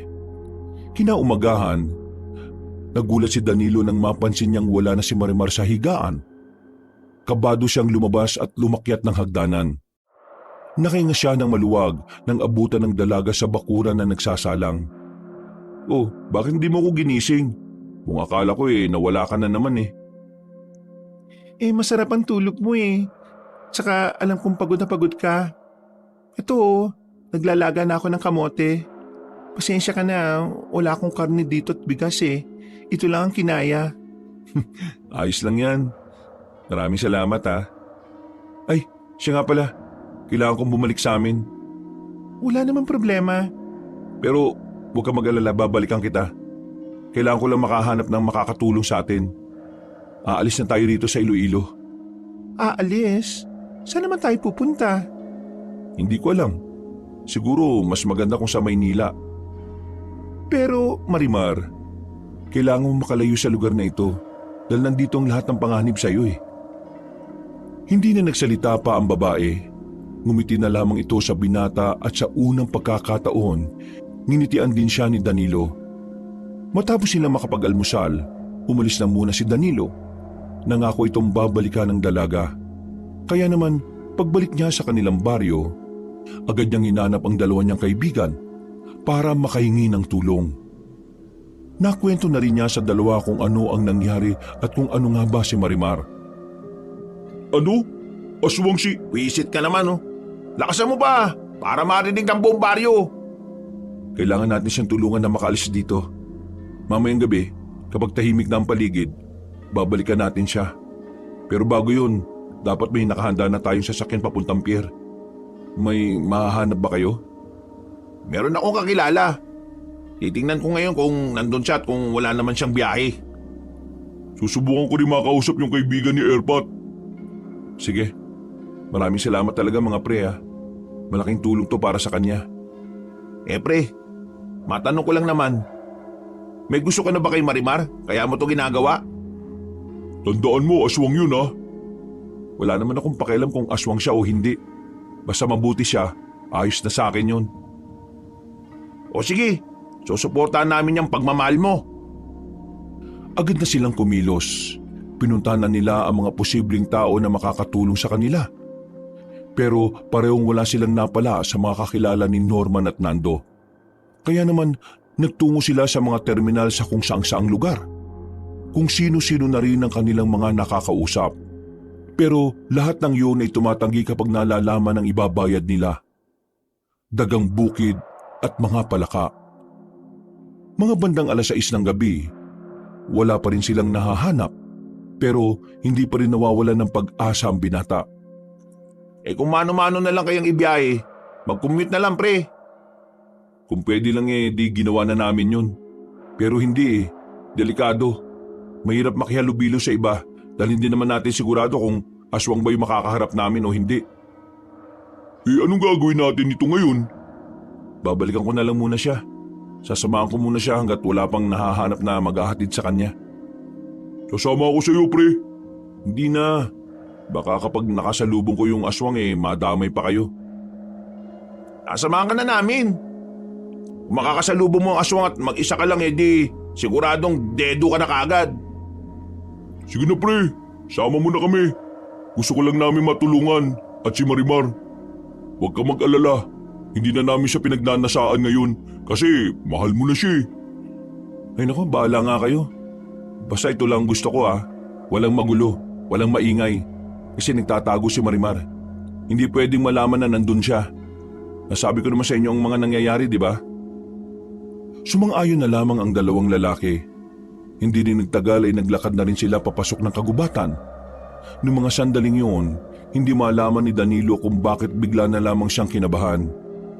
Binilisan nila ang lakad nila hanggang sa marating na nga nila ang kinaroroonan ni Marimar. Sa bakuran pa lang, naramdaman na niya na may mangyayaring hindi maganda. Nakita nilang nakasalapag ang kaldero at natapon na ang mga niluluto sa lupa. Pinuntahan niya ang silong ng bahay pero wala na siyang nakitang Marimar doon.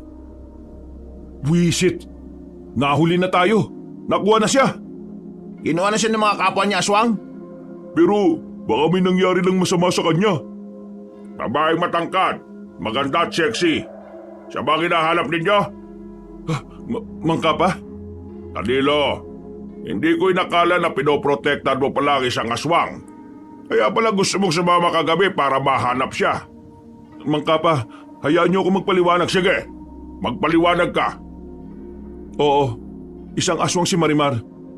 Pero hindi siya kagaya nila sa bulay. Mabuting aswang siya. Sa katunayan, sinusubukan niyang mamuhay ng normal. Nang gaya natin. Kailangan niya lang magtago kasi kung hindi niya gagawin yun, makukuha siya ng masasamang aswang at makukuha yung mutya sa loob ng katawan niya. Mutya? Anong mutya ang pinagsasasabi mo? Ang sabi sa akin ni Marimar, kaya siya gustong kunin ang samahan nila sa bulay ay dahil sa bagay na nasa loob ng katawan niya. Tinatawag nila yung mutya ng aswang. Ang mutya daw na yon ay nabuo dahil sa dugo ng aswang at tao. Aswang kasi ang tatay niya habang ang nanay niya ay pangkaraniwang tao lang. Kapag nakuha ng masasamang aswang yung mutya sa loob ng katawan niya, magagamit nila yun sa kasamaan at mas lalong mahirapan kayong harapin sila. At naniwala ka sa sinabi ng isang aswang? Kalahating aswang lang naman siya.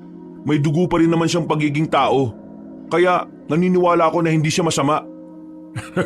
Hindi mo yata naiintindihan, Danilo.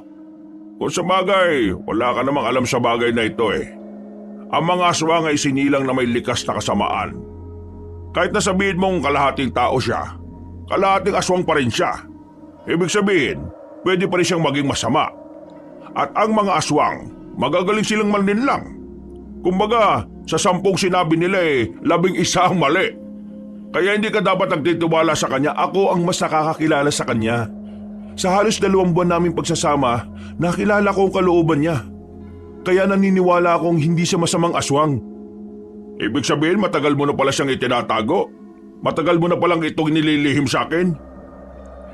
Patawarin niyo ako pero kailan ko lang naman din nalaman.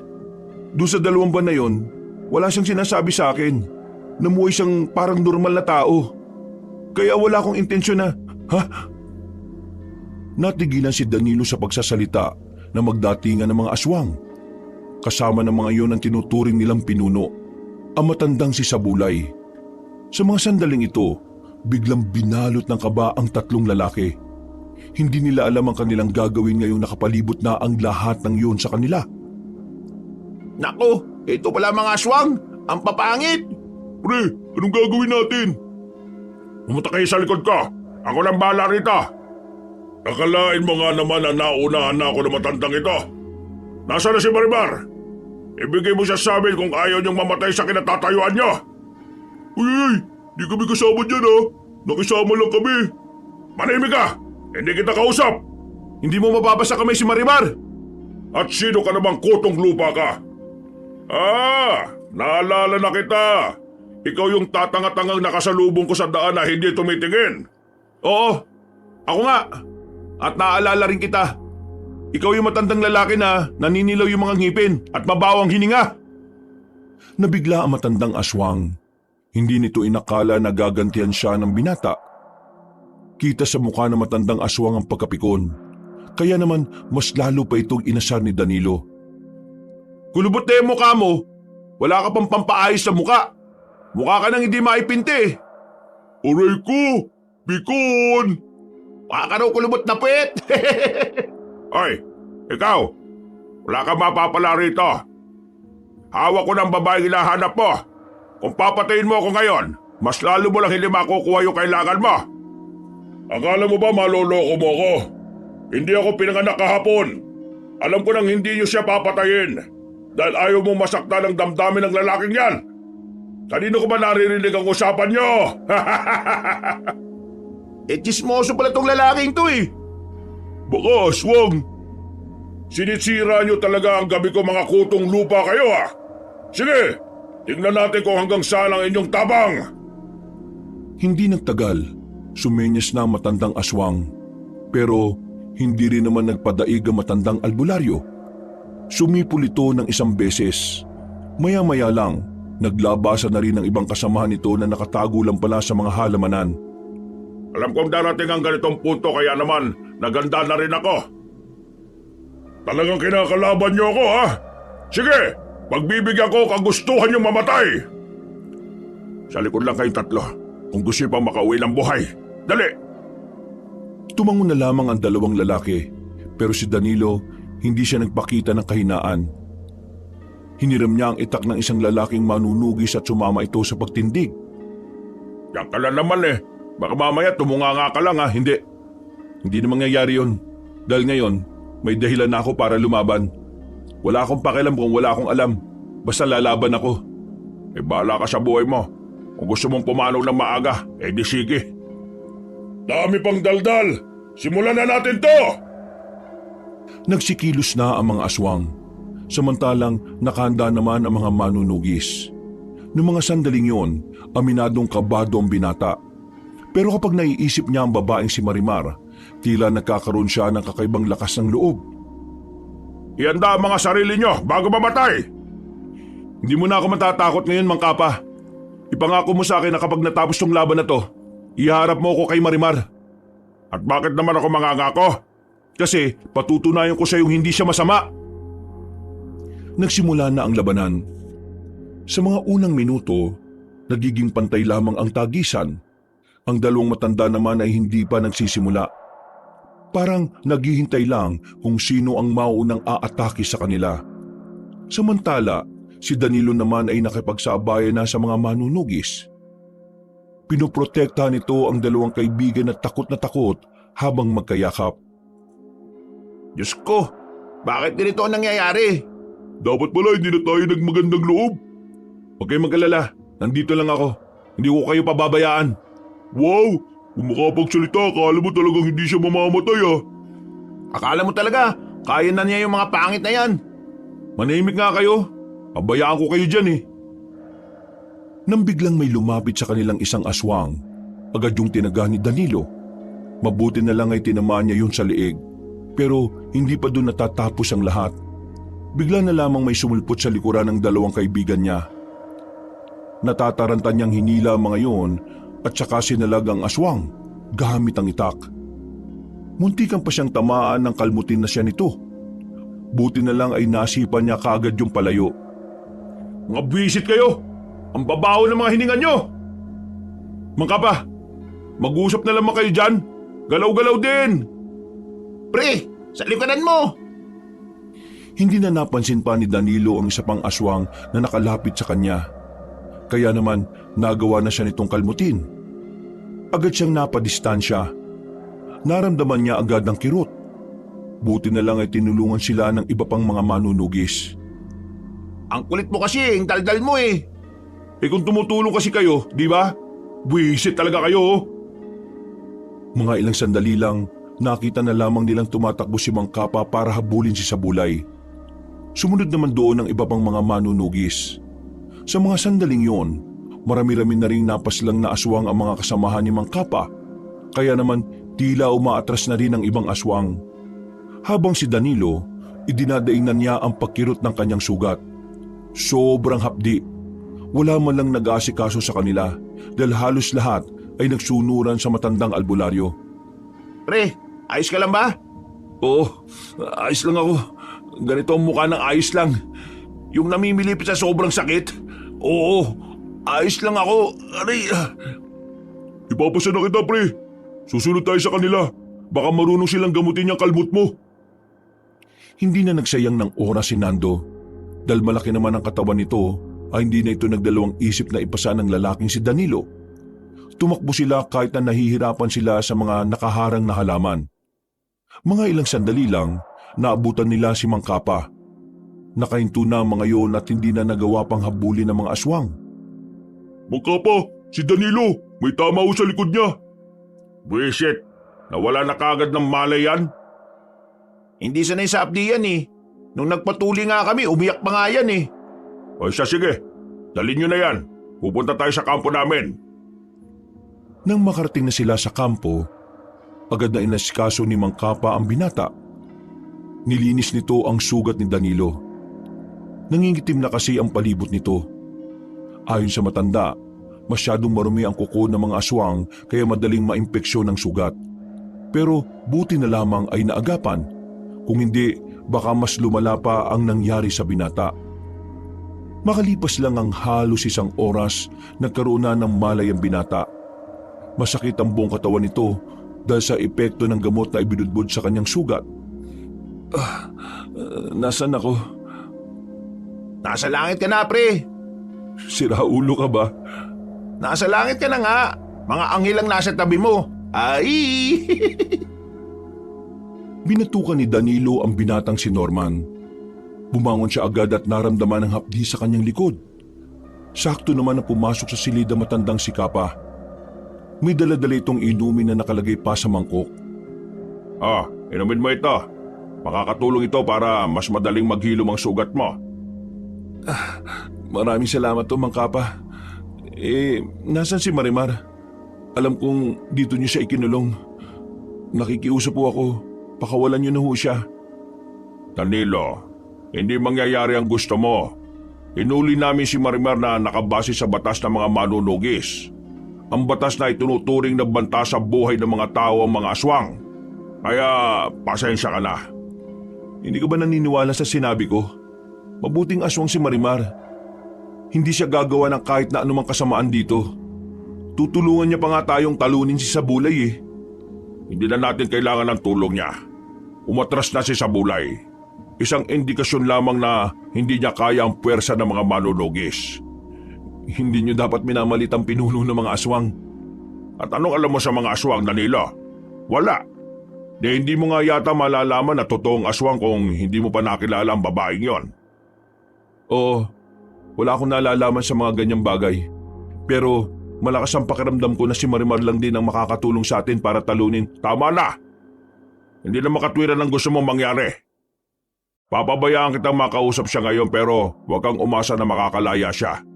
Dahil kahit na kailan, walang aswang ang nakatataas sa batas sa mga manunugis. Mang Kapa, baka naman po pwede natin pagbigyan si Danilo. Minsan lang yan magmahal pero wagas eh. Kaya nga, Hindi naman siguro masamang hindi niyo ako naiintindihan. Sa mundong ito, hindi pwedeng kalabanin ng pag-ibig ang batas. Ang batas ay batas. Sa oras na maipatupad na ito, ang batas ang pinakamataas. Huwag niyo sanang pagsisiyan ng hindi niyo pakikinig sa akin. Tumingin na lamang ng seryoso si Mang Kapa kay Danilo. Masama naman ang tingin na ipinukol ni Danilo sa matanda. Pero lumabas lang ang albularyo na parang normal lang ang lahat. Kahit na anak na rin ang turing nito kay Danilo, hindi nito nilabag ang sinasabi nitong batas para lamang doon. Puntahan mo na lang si Marimar, pre. Nakita namin kanina kung saan siya nakakulong. Pre, narinig namin kanina na makakatanggap ng parusang kamatayan si Marimar mamayang gabi. Hihintayin lang daw yung ibang mga matataas na manunugi sa panig ng Iloilo. Ano? Parusang kamatayan? Bakit?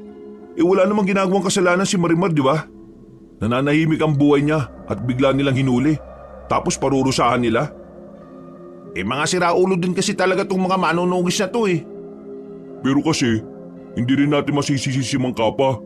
Talagang paniniwala na kasi nila na ang lahat ng aswang ay masasama. Hindi naman kasi masama si Marimar eh. Hindi naman maniniwala mga manunugis kung sasabihin mo lang na hindi masama si Marimar eh. Buwang ka pala eh. Paano mapapatunayan na hindi masama si Marimar? Ayaw naman nilang palayain para makatulong. Ikaw ang buwang. Kanina ka pa utot ng utot eh. Hindi ako makakapayag na mahatulan na kamatayan si Marimar. Ano naman ang binabalak mo? Hindi na nagsalita pa ang lalaki. Nang maubos na niya ang pinainom sa kanya ni Mang Kapa, lumabas na rin siya ng silid na yun para puntahan si Marimar. Sinamahan siya ng kanyang dalawang kaibigan. Pagdating nila roon ay nakita nilang nakaupo lang ang dalaga habang yakap ang sariling tuhod. Tulala at tila walang gana. Marimar? Napaangat ng tingin ng dalaga. Tila nagningning ang mga mata nito nang makita si Danilo. Agad itong lumapit sa rehas. Ganon din naman ang binata. Kahit may nakapagitna na bakal sa kanila ay hindi yun naging hadlang para magyakapan. Huwag ka mag-alala. Makakawala ka rito. Aalis ka rito. Makakalaya ka. Ako ang gagawa ng paraan. Danilo, mahigit tayong dapat pagtuunan kaysa sa kalayaan ko. Anong ibig mong sabihin? Ngayong araw, 6:00 ng gabi mamaya, magsisimulang mamilog ang buwan.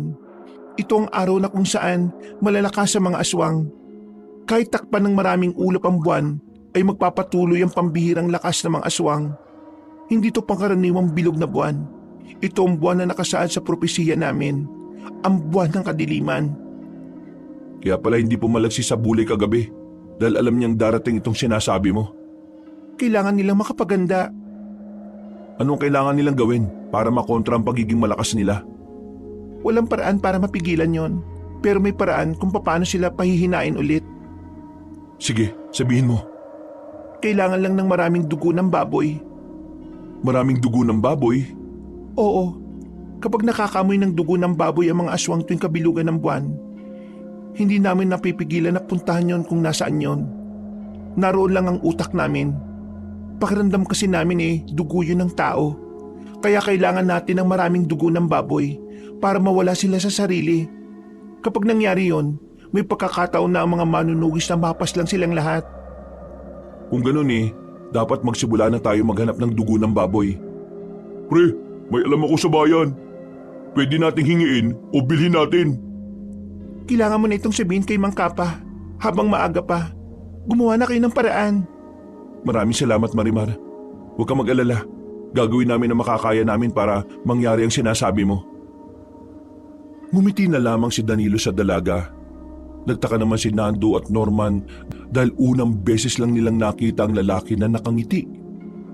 Matapos ang usapan na yon, ay agad na umalis ang tatlong binata.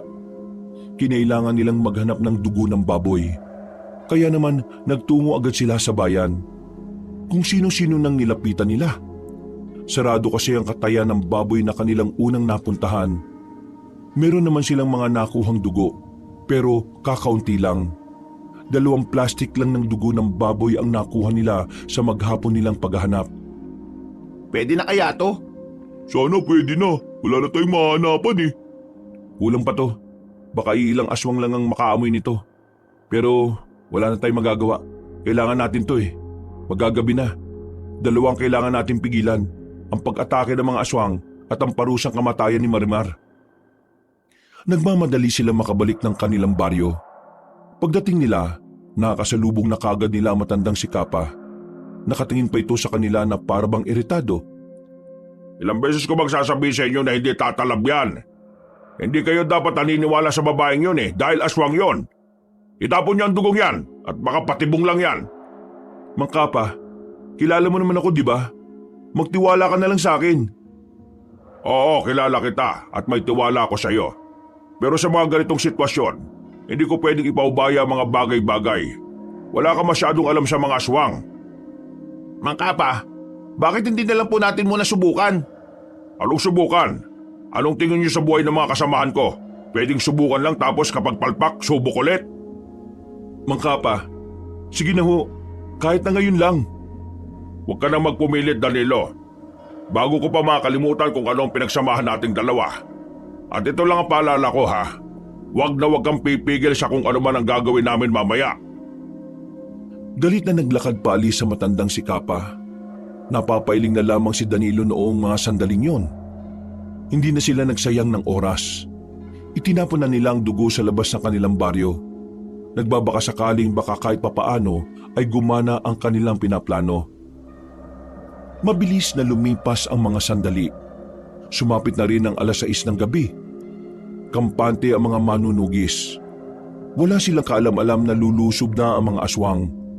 Habang sila Danilo natataranta na ng mga sandaling yon, hindi na rin sila makalapit kay Marimar. May mga nakabantay na rin kasi doon. Paparating na mga aswang. Ihandaan nyo na mga sarili ninyo. Yung mga itak na hawak nyo, hindi yan design ha, ginagamit yan. Nako, bahala na. Ano yun? Nanahimik silang tatlo nang marinig nila ang mga hiyaw ng aswang na nagmumula sa kagubatan. Napatigil ang lahat ng manunugis. Tila nabigla ang mga yon. Tumindig na ang balahibo nilang tatlo. Batid nilang magsisimula na ang labanan sa pagitan ng mga aswang at mga manunugis. Humanap na ng matataguan ng magkakaibigan. Hindi nga nagtagal, sumigaw na ang mga manunugis bilang hudyat na may mga kalaban na sa paligid. Yan kasi, hindi sila nakikinig. Kung nakinig lang sana sila sa atin, di sana nakapaganda sila. Wala na tayong magagawa. Ang isipin na lang natin ay kung paano natin haharapin ang mga yon. Lakasan nyo na lang ang loob ninyo. Kahit ako rin natatakot. Basta, ha? Hindi na naituloy ni Danilo nang marinig nilang nakapasok na agad ang mga aswang. Nangingibabaw ang tinig ni Sabulay noong mga oras na yon. Sumisigaw ito at hinahanap ang matandang si Mang Kapa. Dito lang kayo. Pupuntahan ko si Marimar. Buwang ka ba? Sasama kami. Ay naku, bahala nga kayo. Nagmamadaling pinuntahan ng tatlong lalaki ang dalaga. Pagdating nila roon ay patay na ang mga nagbabantay. Mabilis nilang kinuha ang susi. Binuksan nila ang kulungan ng babae. Paalis na sana sila nang bigla silang harapin ng tatlong aswang. Pero laking gulat nila nang biglang magbago ang kulay ng mga mata ni Marimar. Humaba rin ang kuko nito. Paglapit sa kanila ng tatlong aswang ay agad nitong sinalubong ng dalaga. Walang kahirap-hirap nitong pinagpapapaslang ang mga yon. Kailangan na nating tulungan ng mga manunugis.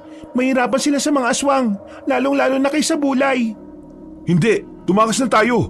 Kapag nahuli ka ni Sabulay, magtatagumpay siyang makuha ang mutya sa loob ng katawan mo.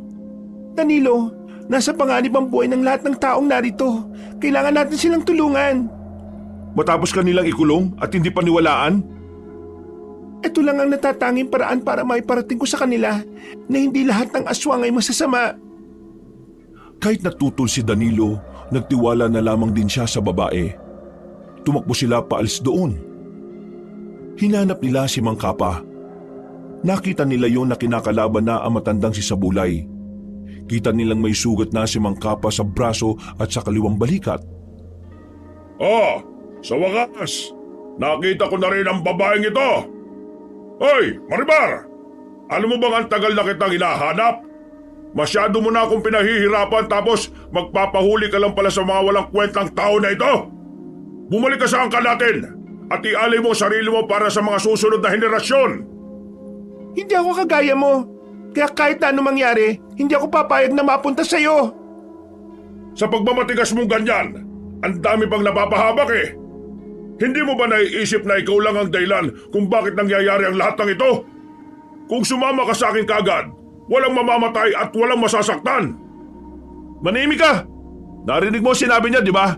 Hindi siya sasama sa'yo kahit na anong mangyari. Kung hindi mo pa rin narinig, baka marami ka ng tutuli. Noong mga sandaling yun ay hindi makapaniwala matandang si Kapa sa kanyang nakikita. Habang nakatingin siya kay Marimar ay napagtanto niyang tunay ngang maaring maging mabuti ang isang aswang. Hindi nagtagal, umatake na ang matandang aswang. Pinuntirya nito si Danilo. Pero agad din namang humarang ang babae. Kinalmot ni Marimar si Sabulay at tinamaan naman yon. Pero tila wala man lang talabang ginawa niya. Nakangiti at tumawa pa si Sabulay noong mga sandaling yon. Anong akala mo? Kakayanin mo ako, Marimar? Masyado ka bang bata? Isa ba, hindi ka naman nababahaginan ng lakas ng buwan ng kadiliman. Kasi hindi ka naman purong aswang. Pinapahina ka ng dugo ng isang tao. Kaya kung ako sa'yo, para may silbi ka naman, kailangan mong sumama sa akin. Ang dami mo bang daldal? Lumusob ulit si Mang Kapa.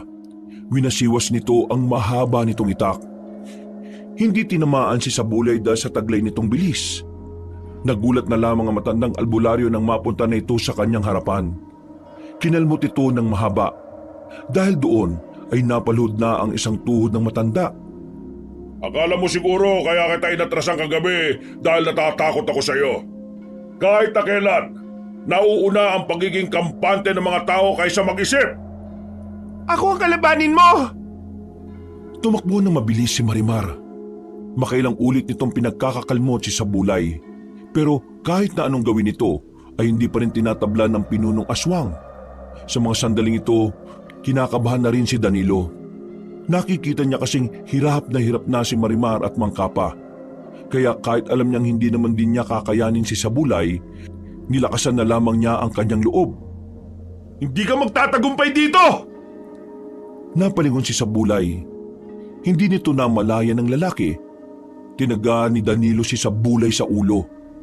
Dahil sa ginawa ni Danilo ay nakaramdam ng pagkahilo ang aswang. Pero nagdulot lang din ito ng matinding galit sa kalaban nila. Anong karapatan mong idampi ang walang kwentang itak na yan sa akin? Galit na umatake si Sabulay kay Danilo. Isang malakas na suntok ang ginawa nito sa sikmura ng lalaki. Dahil dito ay agad itong napahiga. Hinila naman agad ni Norman at Nando ang kanilang kaibigan papunta sa gilid. Ikaw naman kasi, sumali ka pa eh.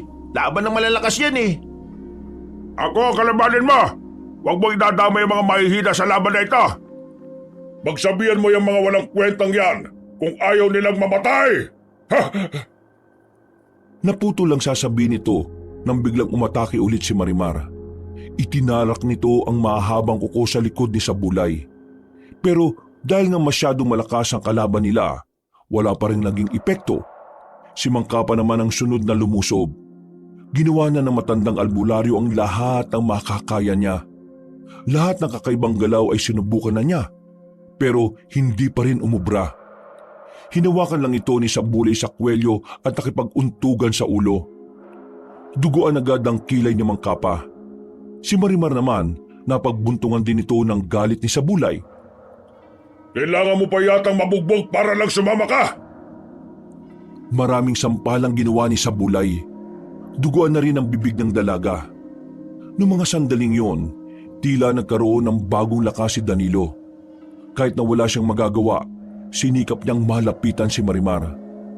Hinarangan niya ito at nakiusap kay Sabulay. Nakikiusap ako! Wag siya! Ako na lang ang saktan mo!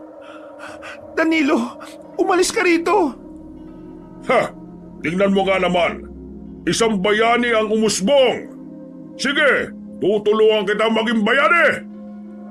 Dinakma siya ni Sabulay. Hinawakan sa kwelyo. Sinuntok ito ng maraming beses sa muka. At nang malupaypay na ay saka binalibag sa sahig. Nang nakadapa na si Danilo, pinagsisisipa naman ito ng maraming beses. Ha! Ganyan ang napapala ng mga kagaya mong pabida! Akala mo naman may magagawa ka! Pwe! Sa nasaksiyan na yun ni Marimar, biglang nag-apoy ang galit nito. Naramdaman na lamang ni Marimar na tila tumitigas ang kamao niya. Nagiinit ang kanyang buong katawan. Masumaba ang kuko nito at nagkaroon pa ng mahahabang pangil. Noong mga sandaling yon, maging si Sabulay ay nagulat nang lumapit sa kanya si Marimar. Sobrang lakas ng babae. Kahit na si Sabulay na ang pinakamalakas na aswang, hindi nito kinaya ang puwersa ng dalaga. Hinawakan siya nito sa liig. Maigpit ang pagkakasakal. Habang nasa ere, pinagkakakalmot ni Marimar ng marami sa tiyan si Sabulay.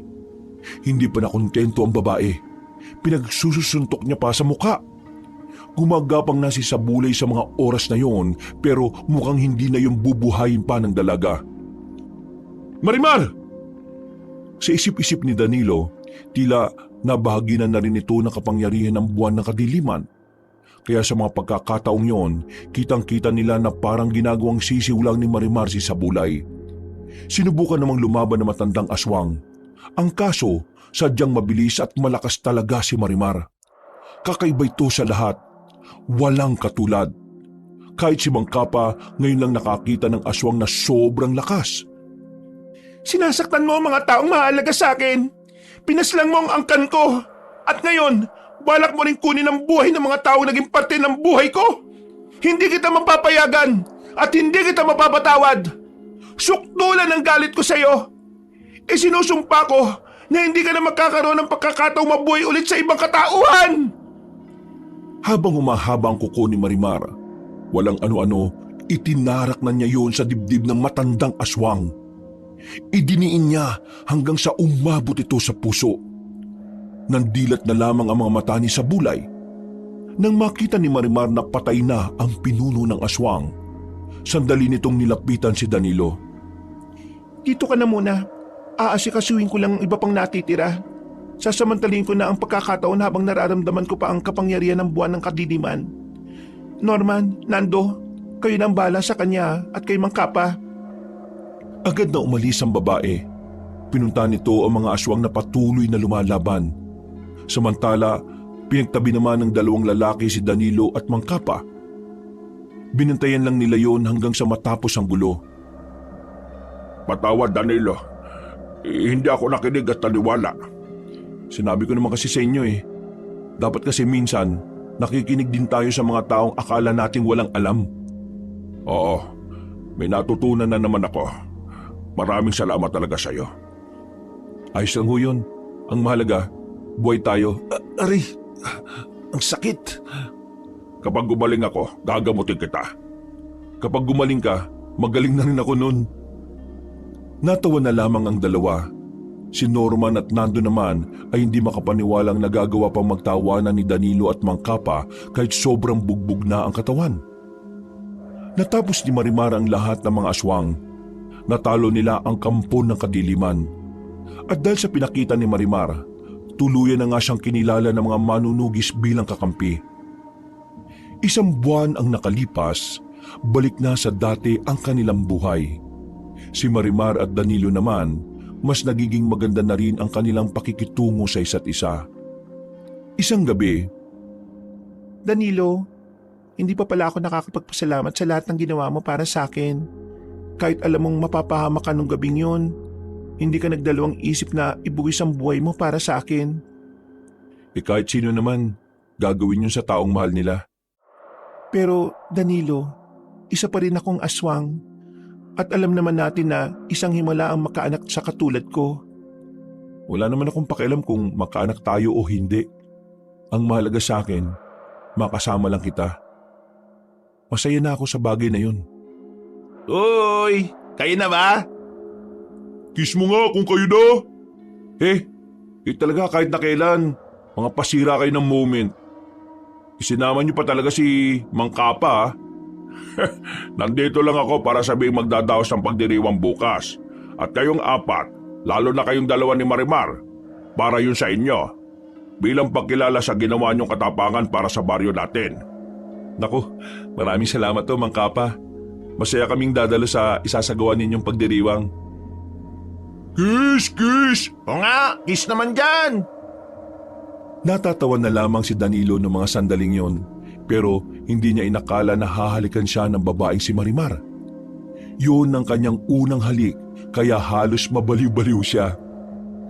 Mula noon, nagsama na ng tuluyan ng dalawa.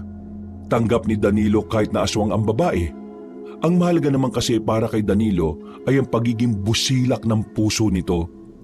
Dahil para sa kanya, ang tunay na pagmamahal ay hindi naman nakabase sa kung anong uri ng nilalang, kundi sa kung gaano kalalim ang pag-iibigan. Wakas,